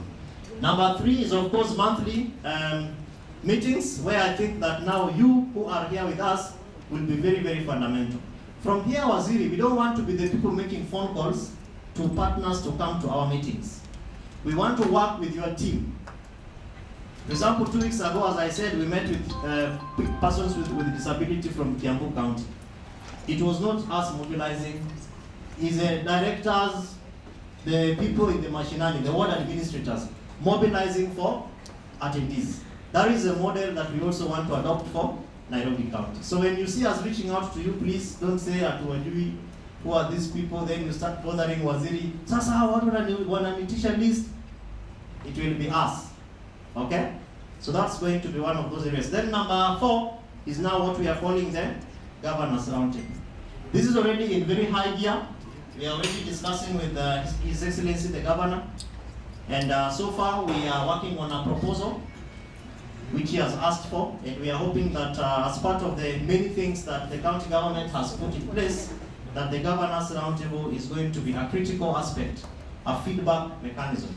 Remember, the same way the Constitution expects the President to issue what is called a State of the Nation address, so does the County Governments Act require and expect the governor to issue a what? A State of the County address, isn't it? And I'm sure that maybe we have seen our former governors and the current, yes, current has also done a State of the County. That is a process that borders on public participation. So I now have dwelt a lot on public participation, but inside there are so many, all the sectors that are represented here, whether it is inclusivity, whether it is in arts, culture, whether it is in gender, all those processes. So with those remarks, just for you to understand and get to know us and how we wish to engage with you, I want to invite Mheshimiwa Waithera Chege to now come and also make her remarks. But as she's whispering with something to the chief and the CEC, I've taken note of many things which I believe that we can do together with your team, Waziri, and maybe before we finish, we'll just ask for a minute to share our thinkings around them. Asanteni sana na Mungu awabariki.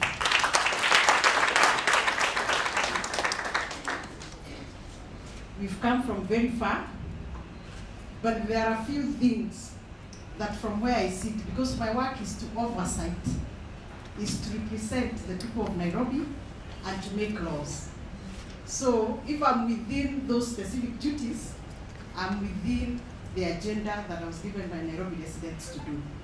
If I'm outside it, then we can always have a discussion. I must say, even after that, is there anybody from the county attorney's office here? Anybody from the county attorney's office? Nobody. I understand this is from the sector from Waziri. It was, you invited them. I want to say, without being specific to anyone, that is a department that has humiliated and frustrated most of the work that has been done at the assembly. And I'm not being personal to anyone. I am one leading person who passed most of the bills in the previous Bunge, because I'm serving my second term.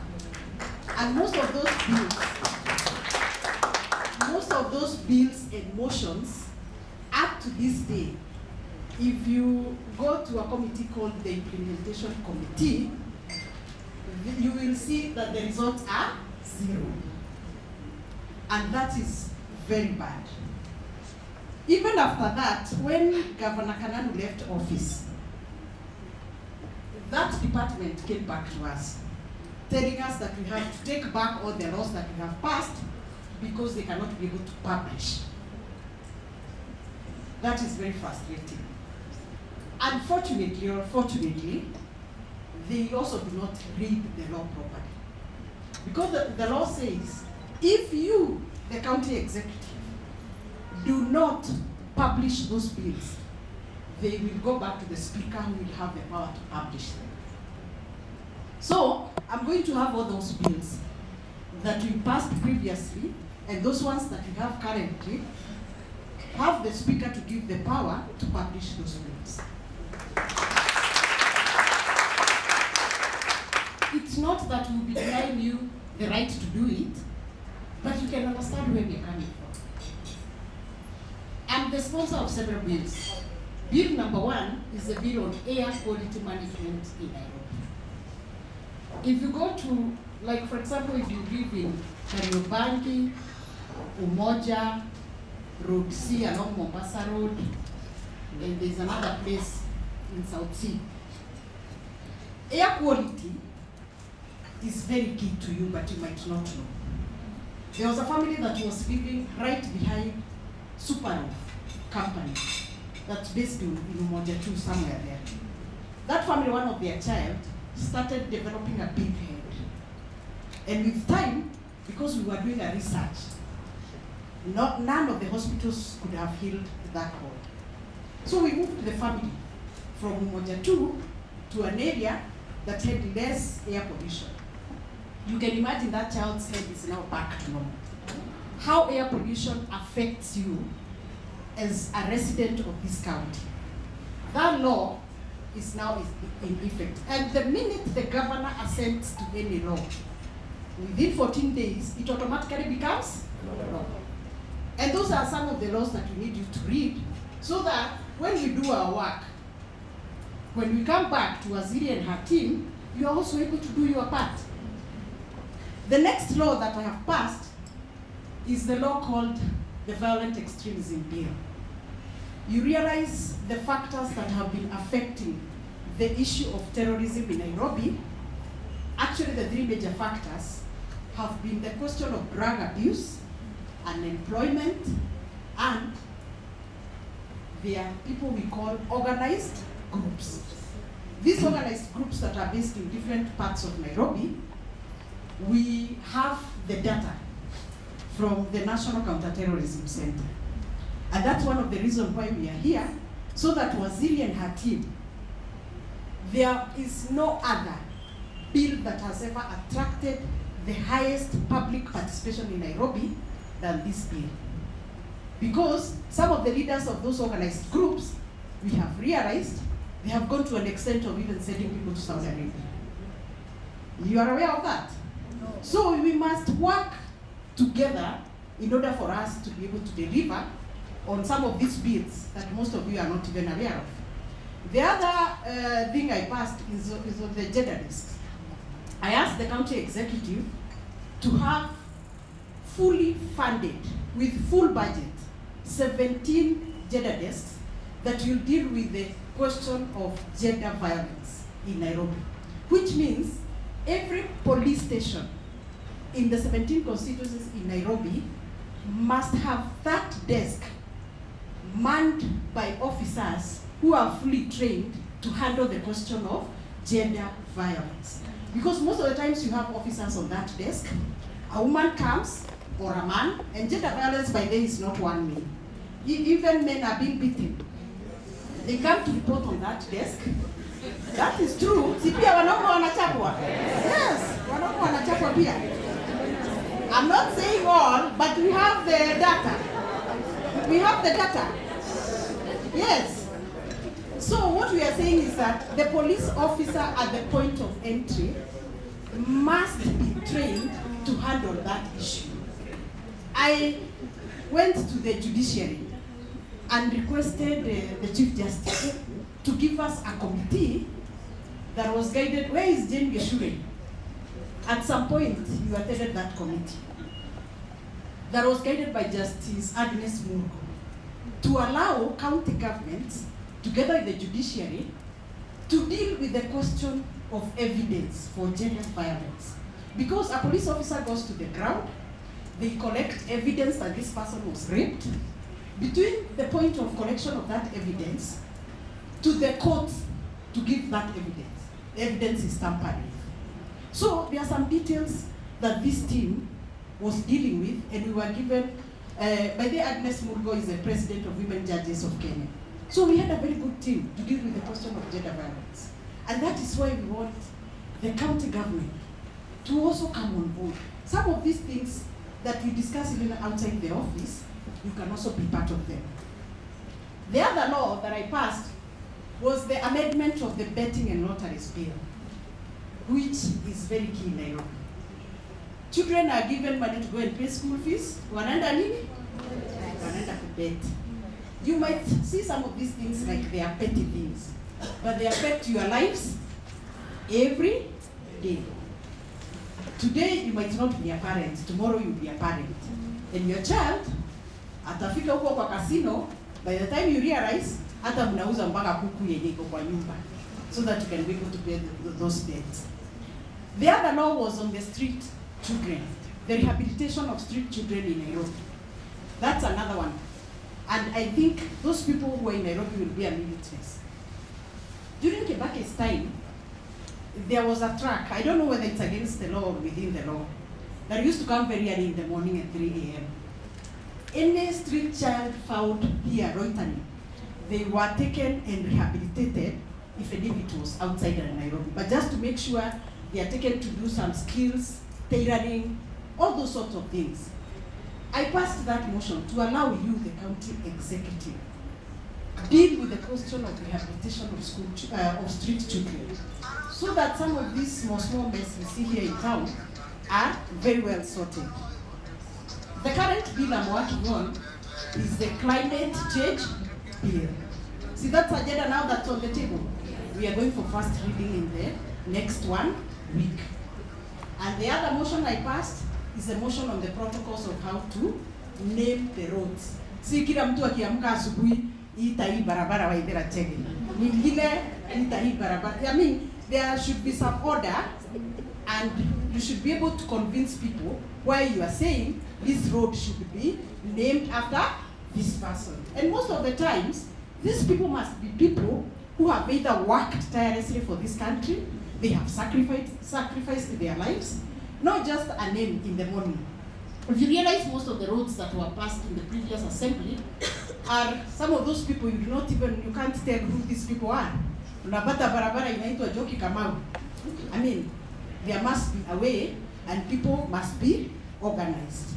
The question of safe houses, we actually started that agenda when Janet Kouku was the CC for education. At that time, we had given 18 million when NMS was on board. I'm happy now to see the budget has gone higher to 38 million. But we must not stop at that, because safe houses are very, very important. If you go to the informal settlements, and out of 85 wards in Nairobi, I can assure you there is no ward that doesn't have an informal settlement. So we must work very hard. The woman rep came on board, and we must be able to add them money to finish Mji wa Huruma. Yes, we finish that Mji wa Huruma. I know there are so many things I would have wanted to talk about, but allow me to highlight this specific bill, because we would want you to help us do public participation on this bill. I'm sure, apart from education department, most of these people seated here are not even aware the existence of this act. And it has already been signed by the governor in the previous Bunge. So it is important that I just highlight why we came up with this bill. Number one, you realize county governments are not supposed to speak about security issues. But this bill handles, in a way, you find that the content of this bill, part of it, is on the question of security. But in the fourth schedule in the Constitution of Kenya, the county government has been given the mandate to ensure participation of communities in any agenda that touches on governance. This is the work, Waziri, that you have been given to make sure that this information reaches the members of the public so that they know what is happening, and because this bill can take you to jail for 30 years. Ni vizuri watu waelewe mapema.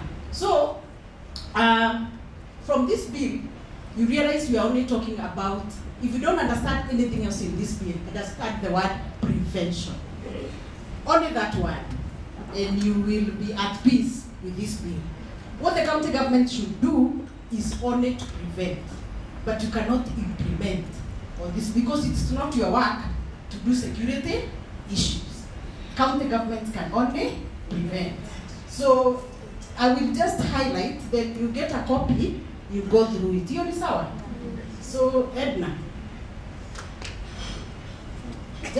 just go down. I want you to understand why we are defining the at-risk individuals. How are we defining them? Please read.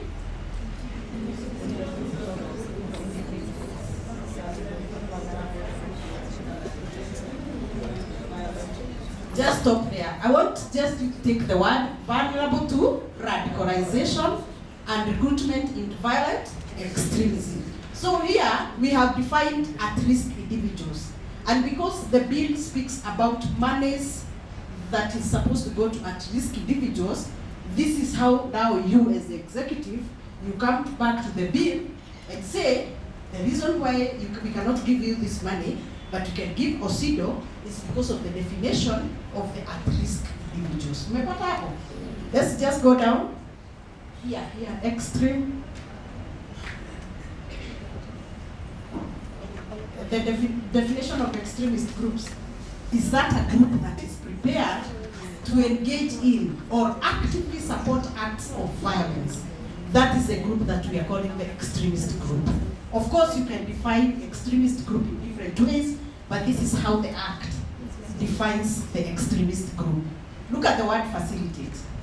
So if you are facilitating a meeting, an organized group whose work or the intention is to commit a crime, then this bill interprets that facilitation and you will be charged as we move on. Waziri, there will be a committee, and this committee shall have, the membership of this committee shall consist of all these people. There will be an executive person, chairperson, knowledgeable in matters of security, criminology, and with 10 years minimum experience in prevention of violent extremism, appointed by the governor, but with the approval of the county assembly. So the governor will appoint, but the county assembly will approve. Then, I want you to come down here, where we are having the ex officio member, the chief officer. Here, the chief officer responsible for matters related to education shall be the secretary of this committee. To qualify for appointment of a chairperson or a member of the committee, you must be a Kenyan citizen, you must possess the academic qualification in the related field, you must have the relevant experience for a period of not less than 5 years for members and 10 years for the chairperson. You must meet the requirements of Chapter 6 of the Constitution. A person shall be disqualified because of the following reasons. Of course, the reasons are listed there. Just go down. Now, I want you to look at Waziri. I want you to look at the functions of this committee. One of the main functions of this committee is Part C, to develop economic activities, to enhance the access to capitalization on and protection of livelihood options for at-risk persons. You remember that person we said at risk? So we are going to get you money with this bill. This is the other 30% accounting. We will get you money with OSIDO so that you can deal with these people who are called at-risk persons. And when you come to the functions, please make sure you adhere. Let's go down. Of course, all the functions are listed there. I'm trying to save time. So, there. Read here, please. I want you to read for yourself 14. Now, I want to take you to 2. 2 is very key. Najua nyinyi mnaona manyumba hapa, si ndio? Hapa city. Any owner or occupier of any institution of premise are specified in the regulations. We have the regulations already, including that which is not subject to any other conditions or control measures on preventing violent extremism. Shall, remember shall is mandatory, on or before 12 months from the date on which this act comes into operation, take such measures as may be necessary to comply with the requirements of this act. This section speaks about regulations that we have already done. Part of those regulations, the content is that every building in Nairobi must have a CCTV. Must have a what? Why CCTV camera? Is because if OSIDO requested new standard that is going to have a meeting with all these people here, and you do not share the agenda of this sitting with the owner of this hotel, if a case comes and you are discussing an agenda related to terrorism, and you are taken to court, the owner of this building will be answered. So this is the first bill that will jail somebody because of doing a virtual meeting. How does it work?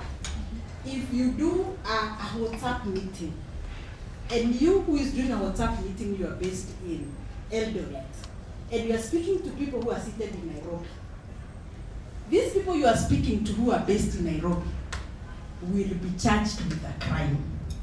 If the discussion of that WhatsApp group are issues to do how you'll be able to attack people, the question of terrorism, then this bill can only act on you if you are doing that activity physically seated in Nairobi.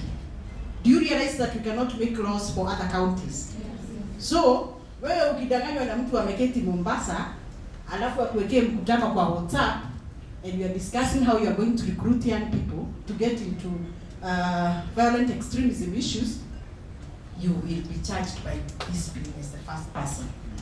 Let's go to 20. Read 20A. A person who knowingly in the premises or place with full knowledge that the meeting is meant to facilitate commission of terrorism and authorizes a meeting to be held in the meeting. A is good. A is good. A person who knowingly. How do we know that you knew? How do we know that you knew? You serve the owner of this hotel with a notice that you're coming to sit here for a meeting on Tuesday, and you give them, this will be the agenda of the meeting, but then when you come here, the agendas that you are discussing are different from what you served the owner of the hotel. Then you knowingly knew the agenda of that meeting, yet you served the owner or the occupier of that building about the wrong agenda of that meeting. So a person who knowingly, being the owner, occupier, or lessee, or in charge of any building, premise, or place, with full knowledge that the meeting is meant to facilitate commission of a terrorist act, authorizes a meeting of persons to be held in that building or premises or place, or being the owner, charterer, lessee, operator, agent, or master of a pilot or vessel or aircraft with full knowledge that the meeting is meant to facilitate commission of a terrorist act, authorizes the use of that vessel or aircraft. We want to work with you, we want to work with everybody here. Everybody here is a leader in their own right. And we want to work with everyone. We are also doing radio stations. If you have people who can be able to speak on what county is doing to make sure that we implement this bill, we are placing people in different stations. We can send you to KTN, we can send you to Nation, we can send you to any radio station to speak about it.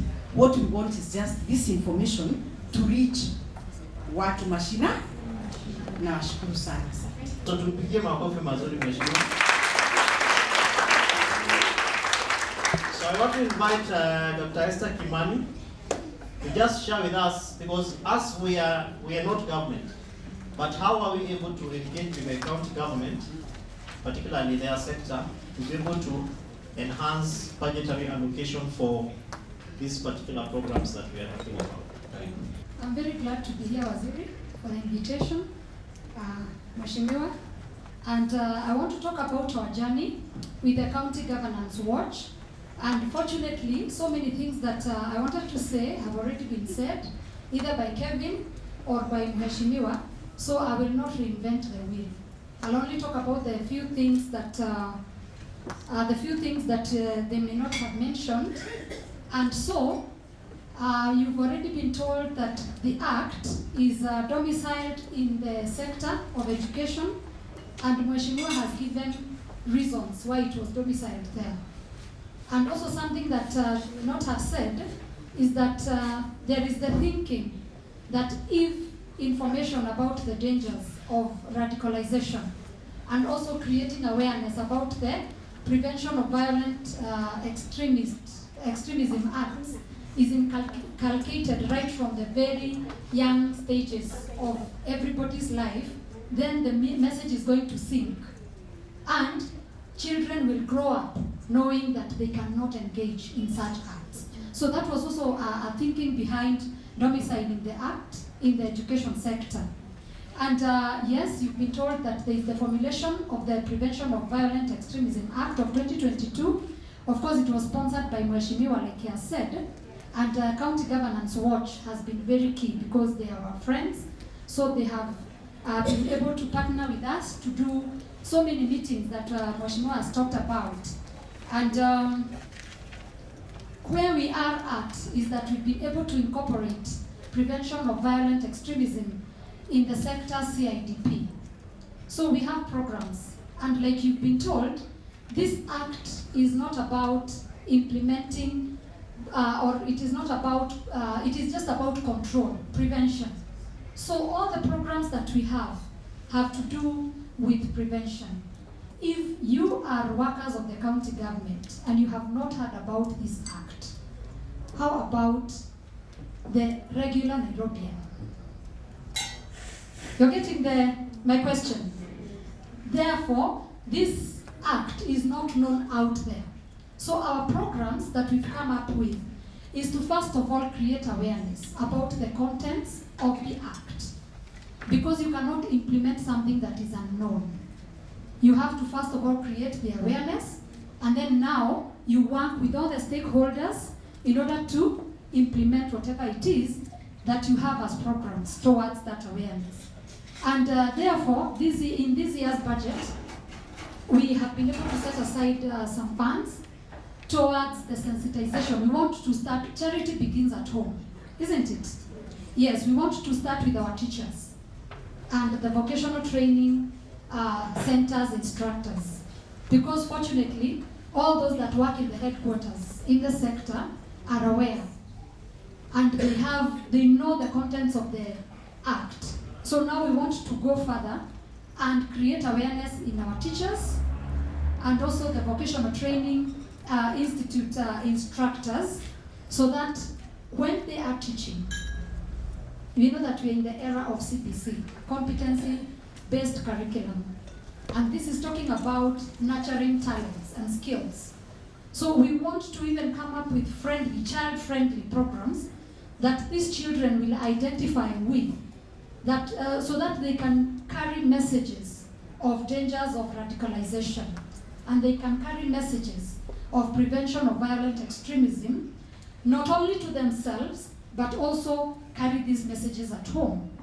And so, our next steps, in the ADP that we just submitted in the next for the next financial year, and one that is about to be, I think it has been tabled in County Assembly. I'm not very sure about the timings, but it will be tabled if it has not been tabled. We've also included those programs so that even in the next financial year, we are able to sensitize Nairobians more after we have sensitized our teachers.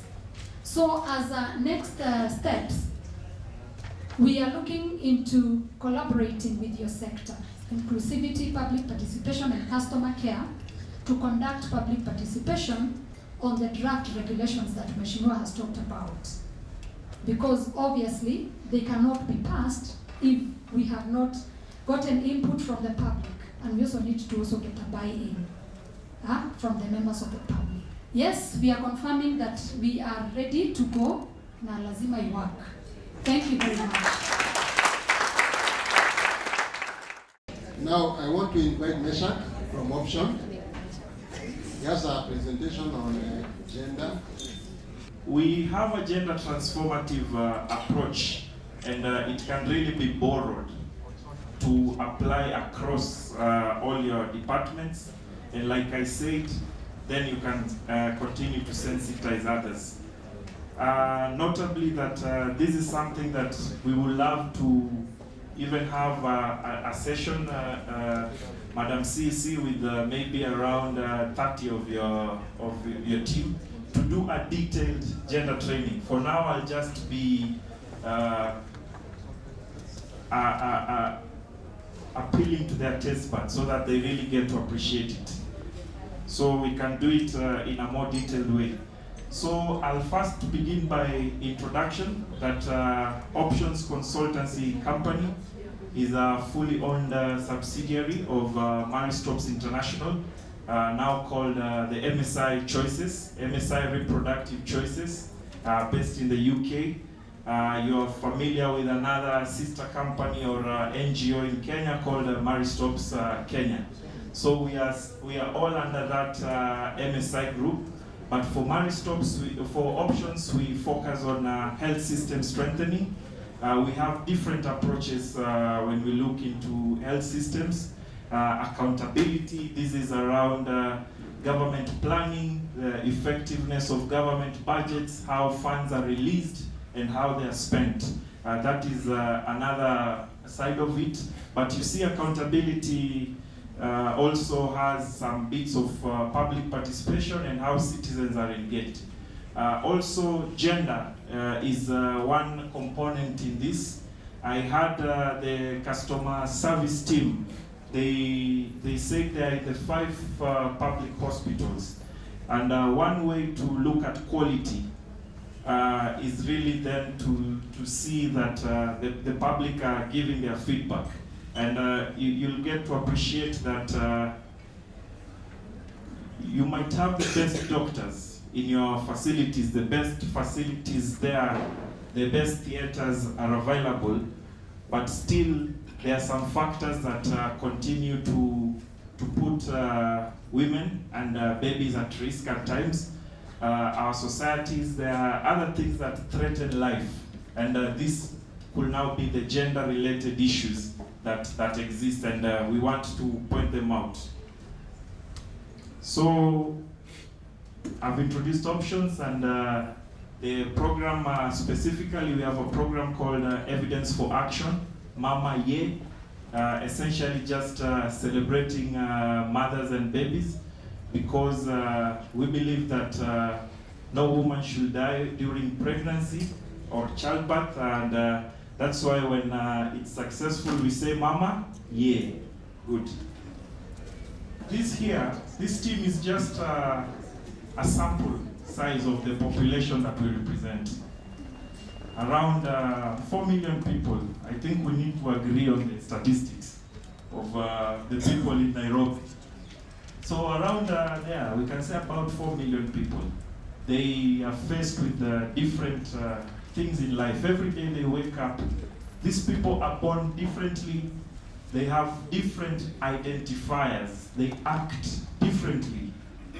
And these are the people the county government is required to make laws and provide services for them, and they are all looking for satisfaction.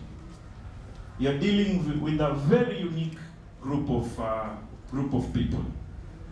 Others have no problem a church being next to them.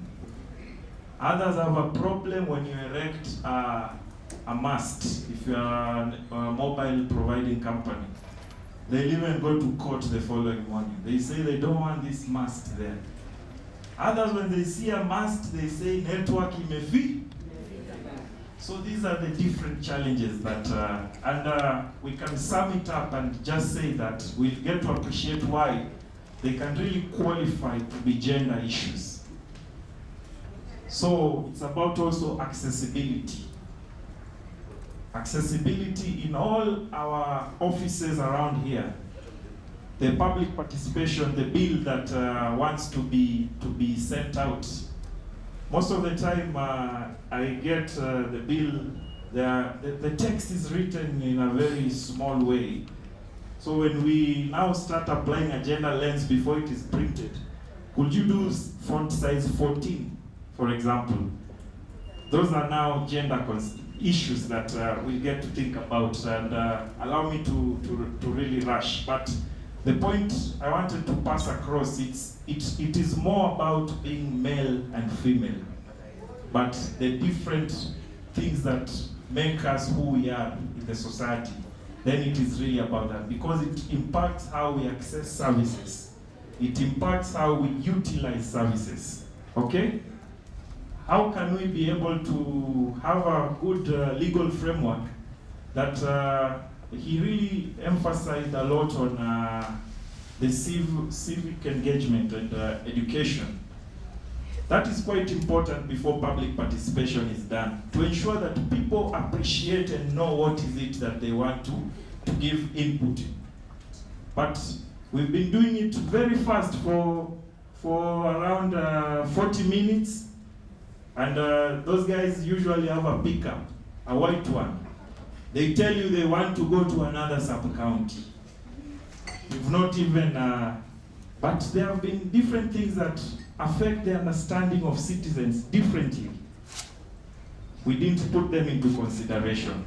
So I hope that one can start to change.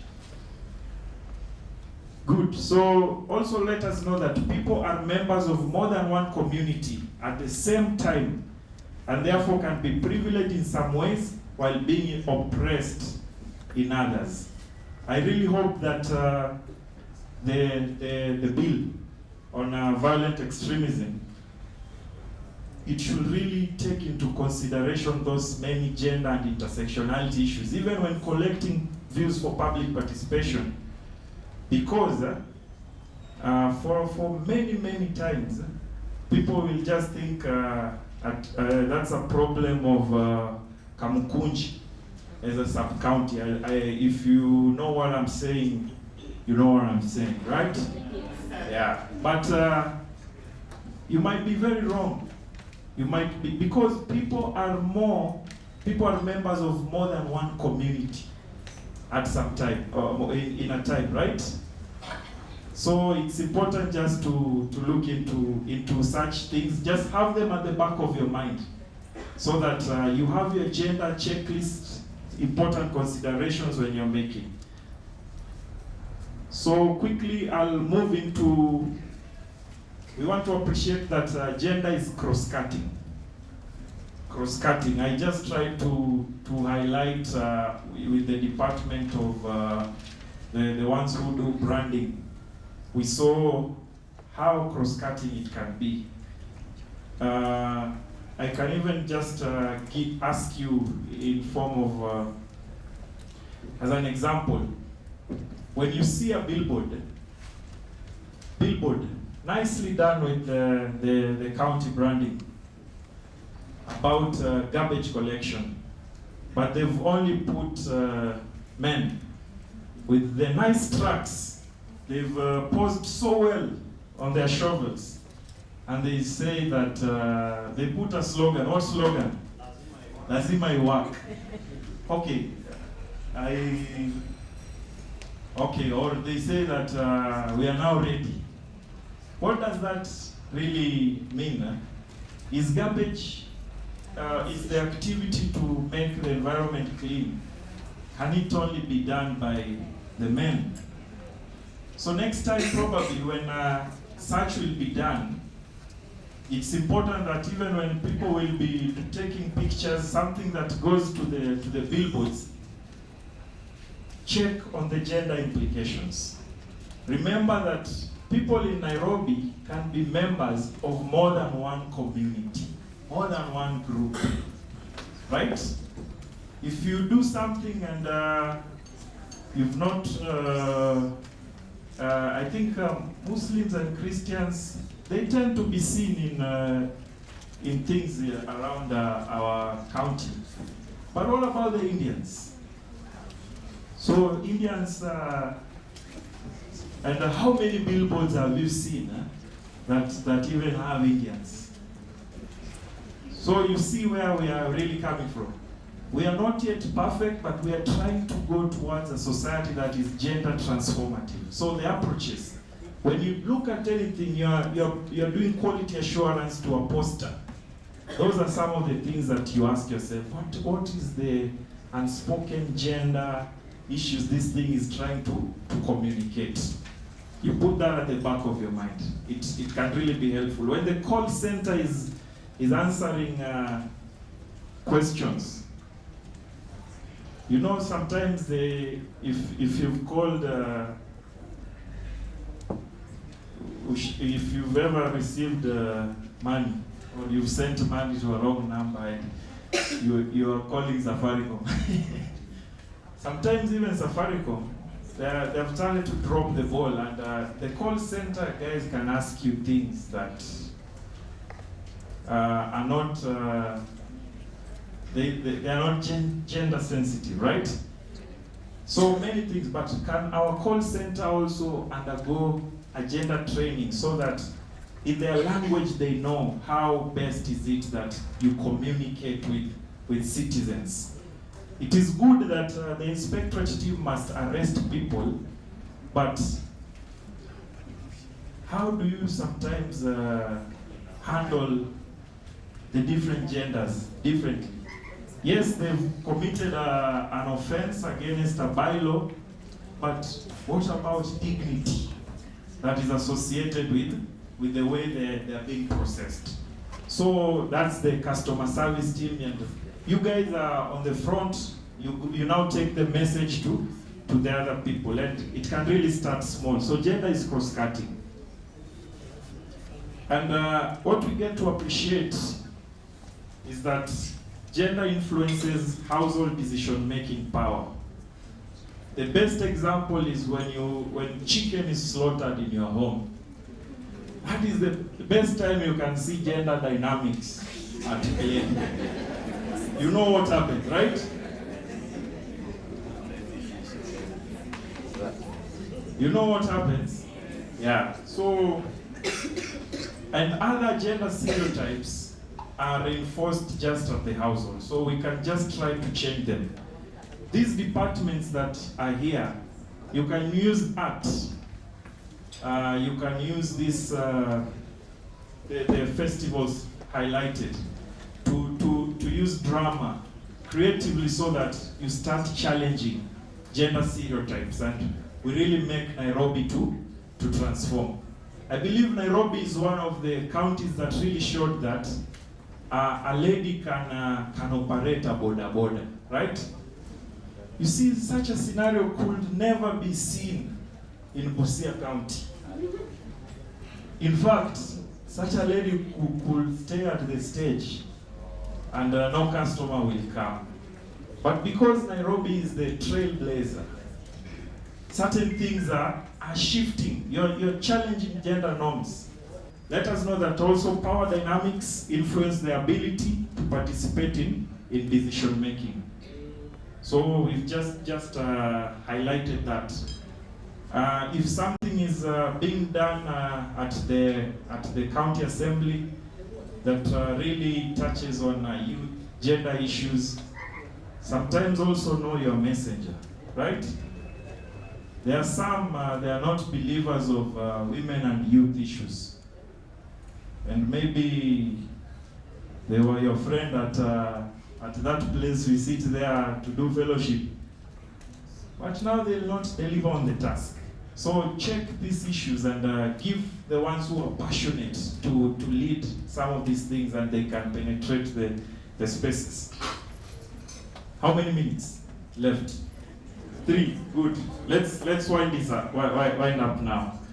So, if we had the time, we could have checked where we are as a department.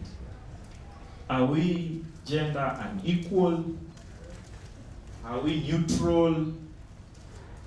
Are we responsive?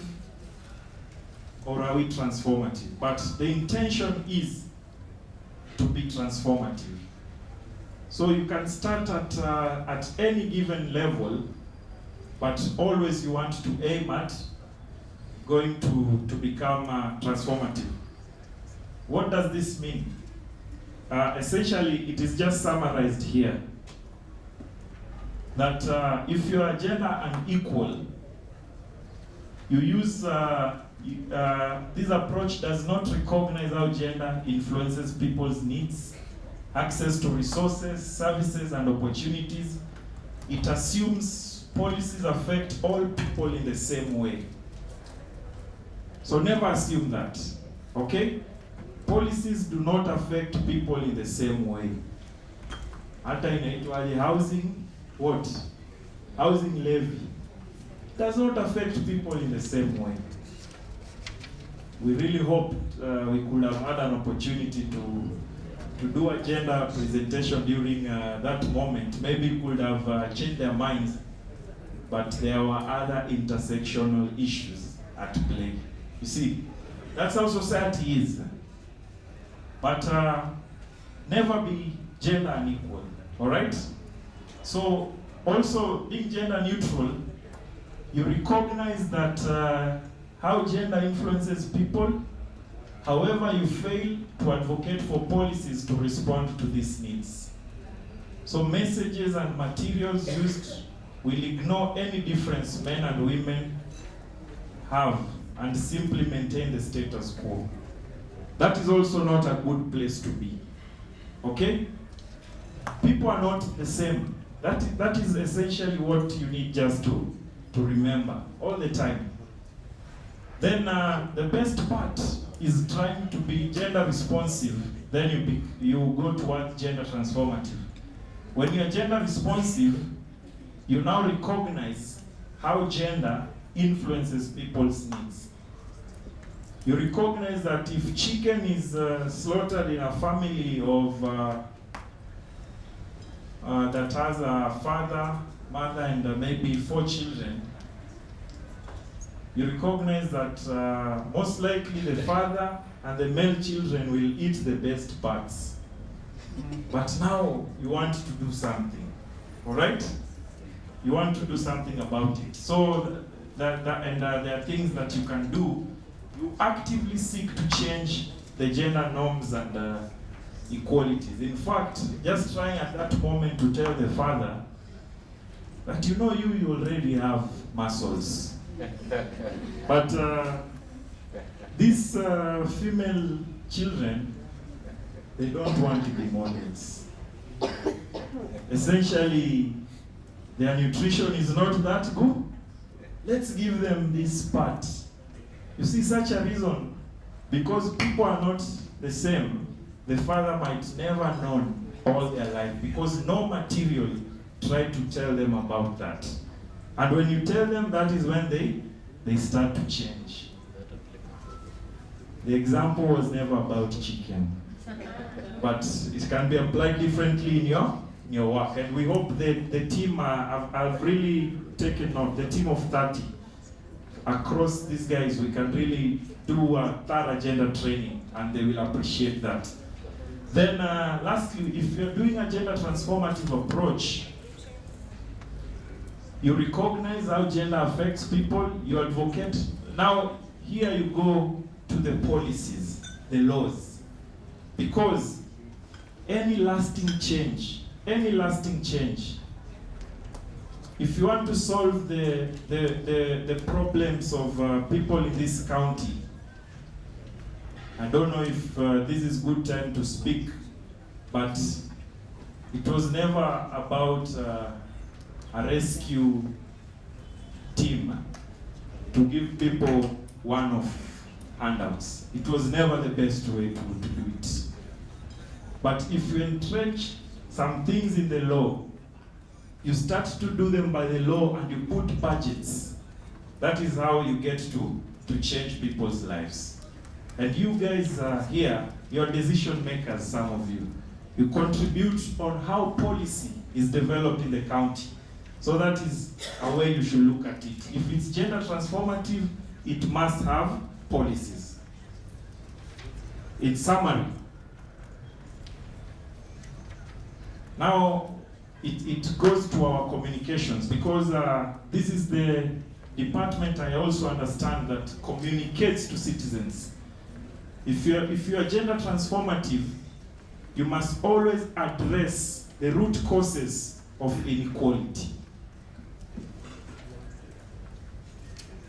If you're speaking to the citizens while doing services and you're not addressing the root causes of inequality, then you want to be gender blind.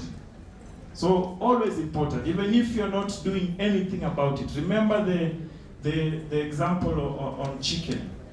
No one had told the father that eating chicken can build muscles. All right?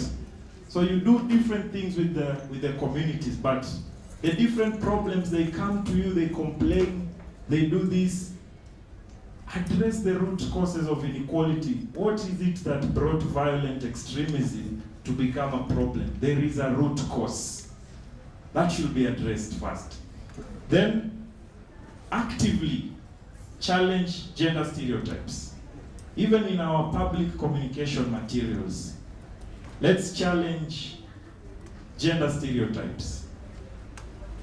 Things that really make it okay for men to do certain things. Those are messages that we should really not encourage. So we know of many gender stereotypes, and we must challenge them. In fact, even to the violent extremism bill, challenge that it is not an issue of one religion. Right? That is a gender stereotype, that an act of terrorism can only be done by someone who affiliates to another religion. It is a stereotype. So when doing public participation for that legislation, challenge such things and let them know that it affects anyone. All right? Then lastly, call for change. All right? Call for change. So thank you very much. I think I'll stop at that point, but we want to emphasize the commitment to really do a comprehensive gender training. We want to support. I want to take this opportunity now to introduce some individuals who are here. They'll not speak, they'll just stand up. We work very closely with them in our work, and they're the ones who really also help us in when we train communities to look at county budgets with a gender lens. These are the guys from the Maternal and Newborn Health Association. Maybe you can just stand and they can see you. Thank you. So they are spread across all sub-counties. They have membership across all sub-counties, and I'm sure even today they'll pick contacts, and when they go to the sub-counties, they meet friendly faces.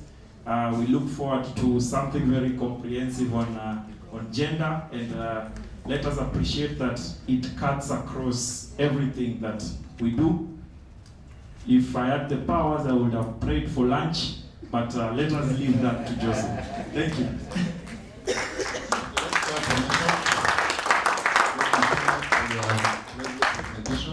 I want to invite Chief Lemon to come and move the vote of thanks, and thereafter we'll invite our Waziri to give the closing remarks and the way forward.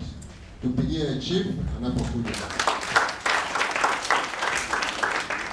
I want to extend my sincerest gratitude to each and every one of you for your active participation, insight, and enthusiasm toward this morning session, morning and a bit of afternoon.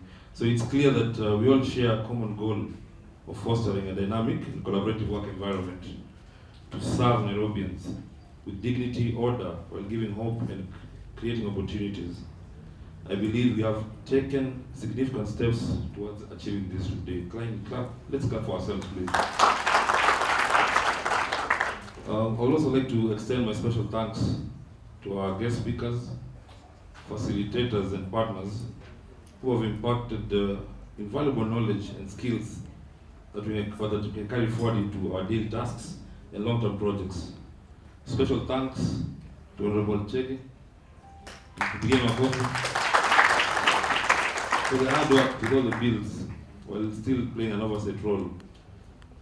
Our partners, I'm Kenny, but Kevin, Salimi watu tena. Amka, from county government work. Meshak, Achola, from options, Amka, Salimi tena. Meshak, kuku lake tunakula saizi, zile klasoni. So, remember, a community that thinks together grows together. When we apply ourselves fully, pushing the boundaries of what we believe is possible, we contribute to a collective intelligence that can propel our county forward. As we move ahead, let's take the insights and actionable steps we've gained today and apply them to our work, continuously striving for excellence and innovation. It's my honor to invite our esteemed deceased here. Then begin Makofi to come forward and officially close this recovery workshop. Begin Makofi tena. Thank you so much, Chief. How has been the experience so far? You love it? Yes. Okay, you know there's nothing for free, eh?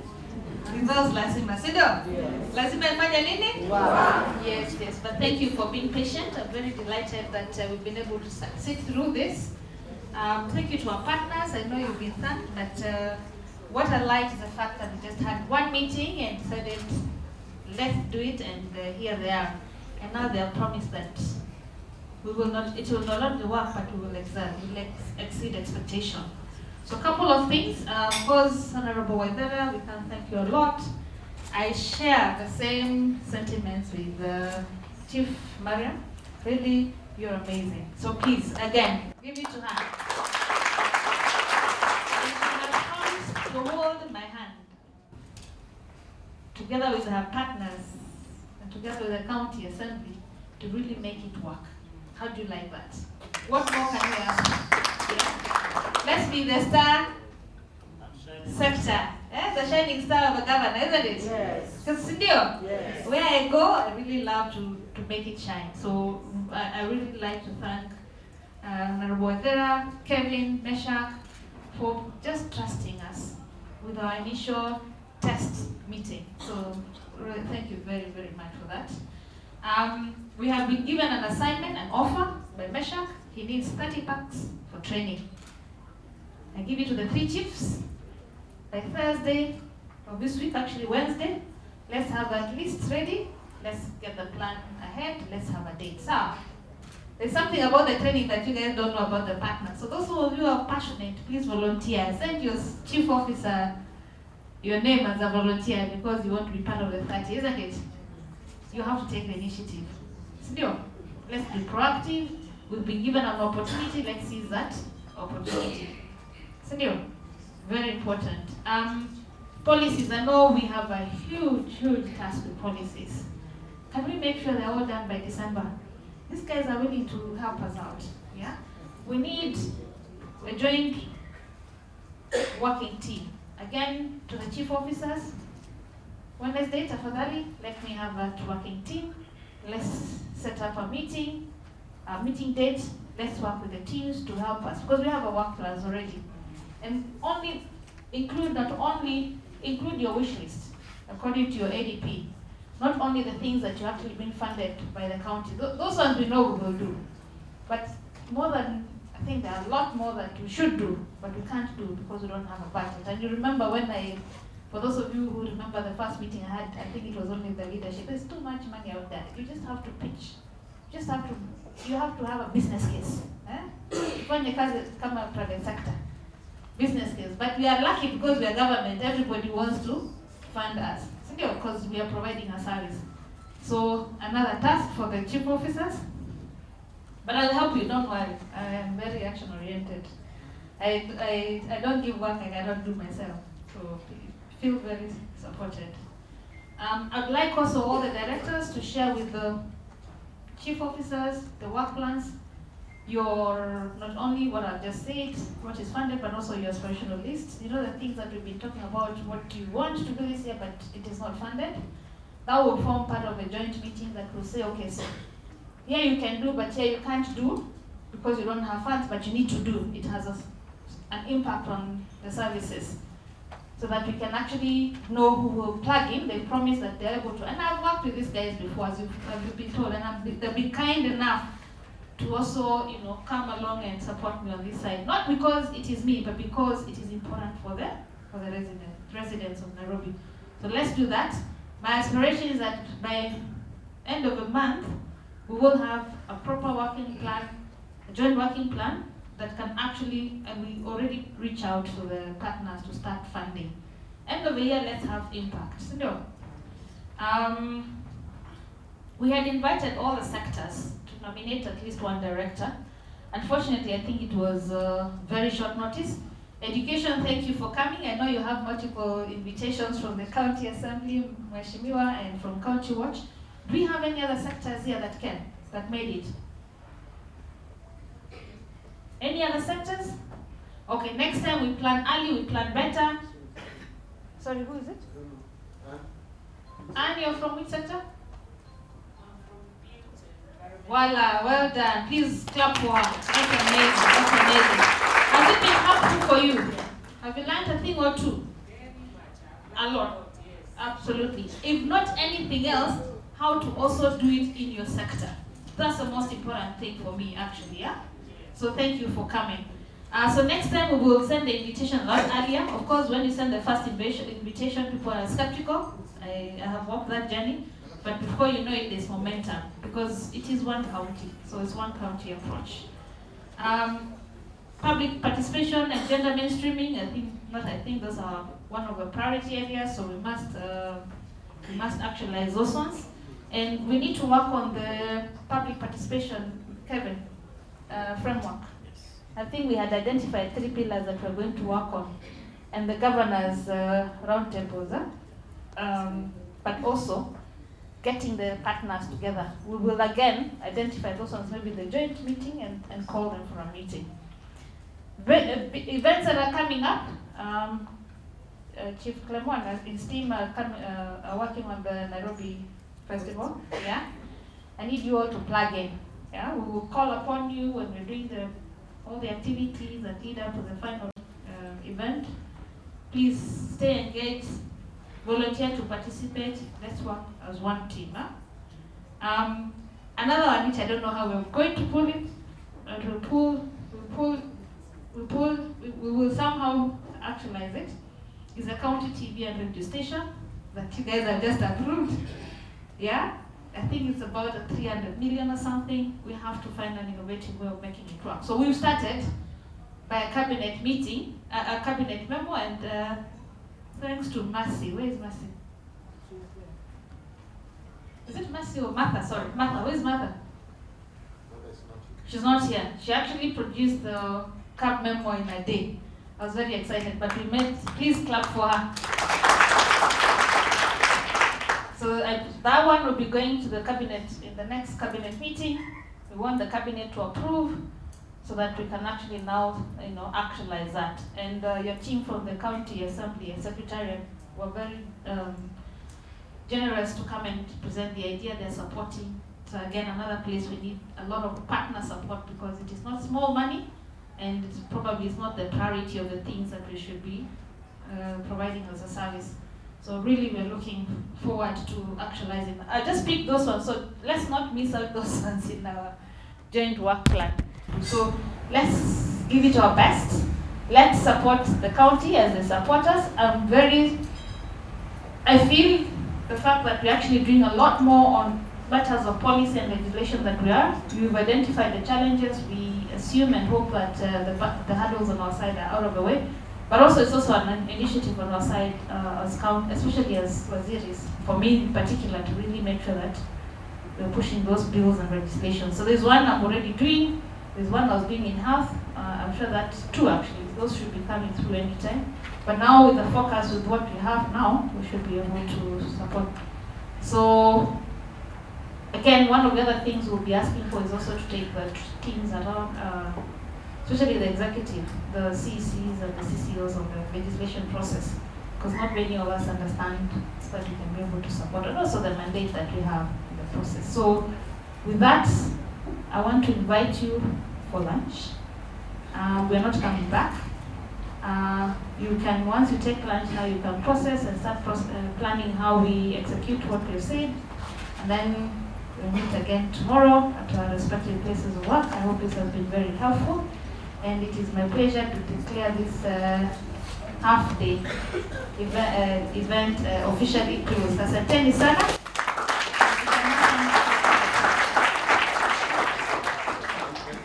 Almighty Father, we come unto you this afternoon and pray that we have gone through a session that was very educative, very informative. We pray and seek your guidance going forward. Whatever we consume this afternoon will be helpful to all of us as we retreat back to our stations. We also pray that now that we are done with today's session, please, we believe that you are going to take us through the process as we have lunch from this particular setup. We pray as we do that, please give us the strength, the energy, the wisdom, so that as we go back, we should be able to disseminate what we've learned to the whole county. As I pray that short prayer, we pray, Almighty God, we pray this short prayer through Christ, our Savior, forever. Amen.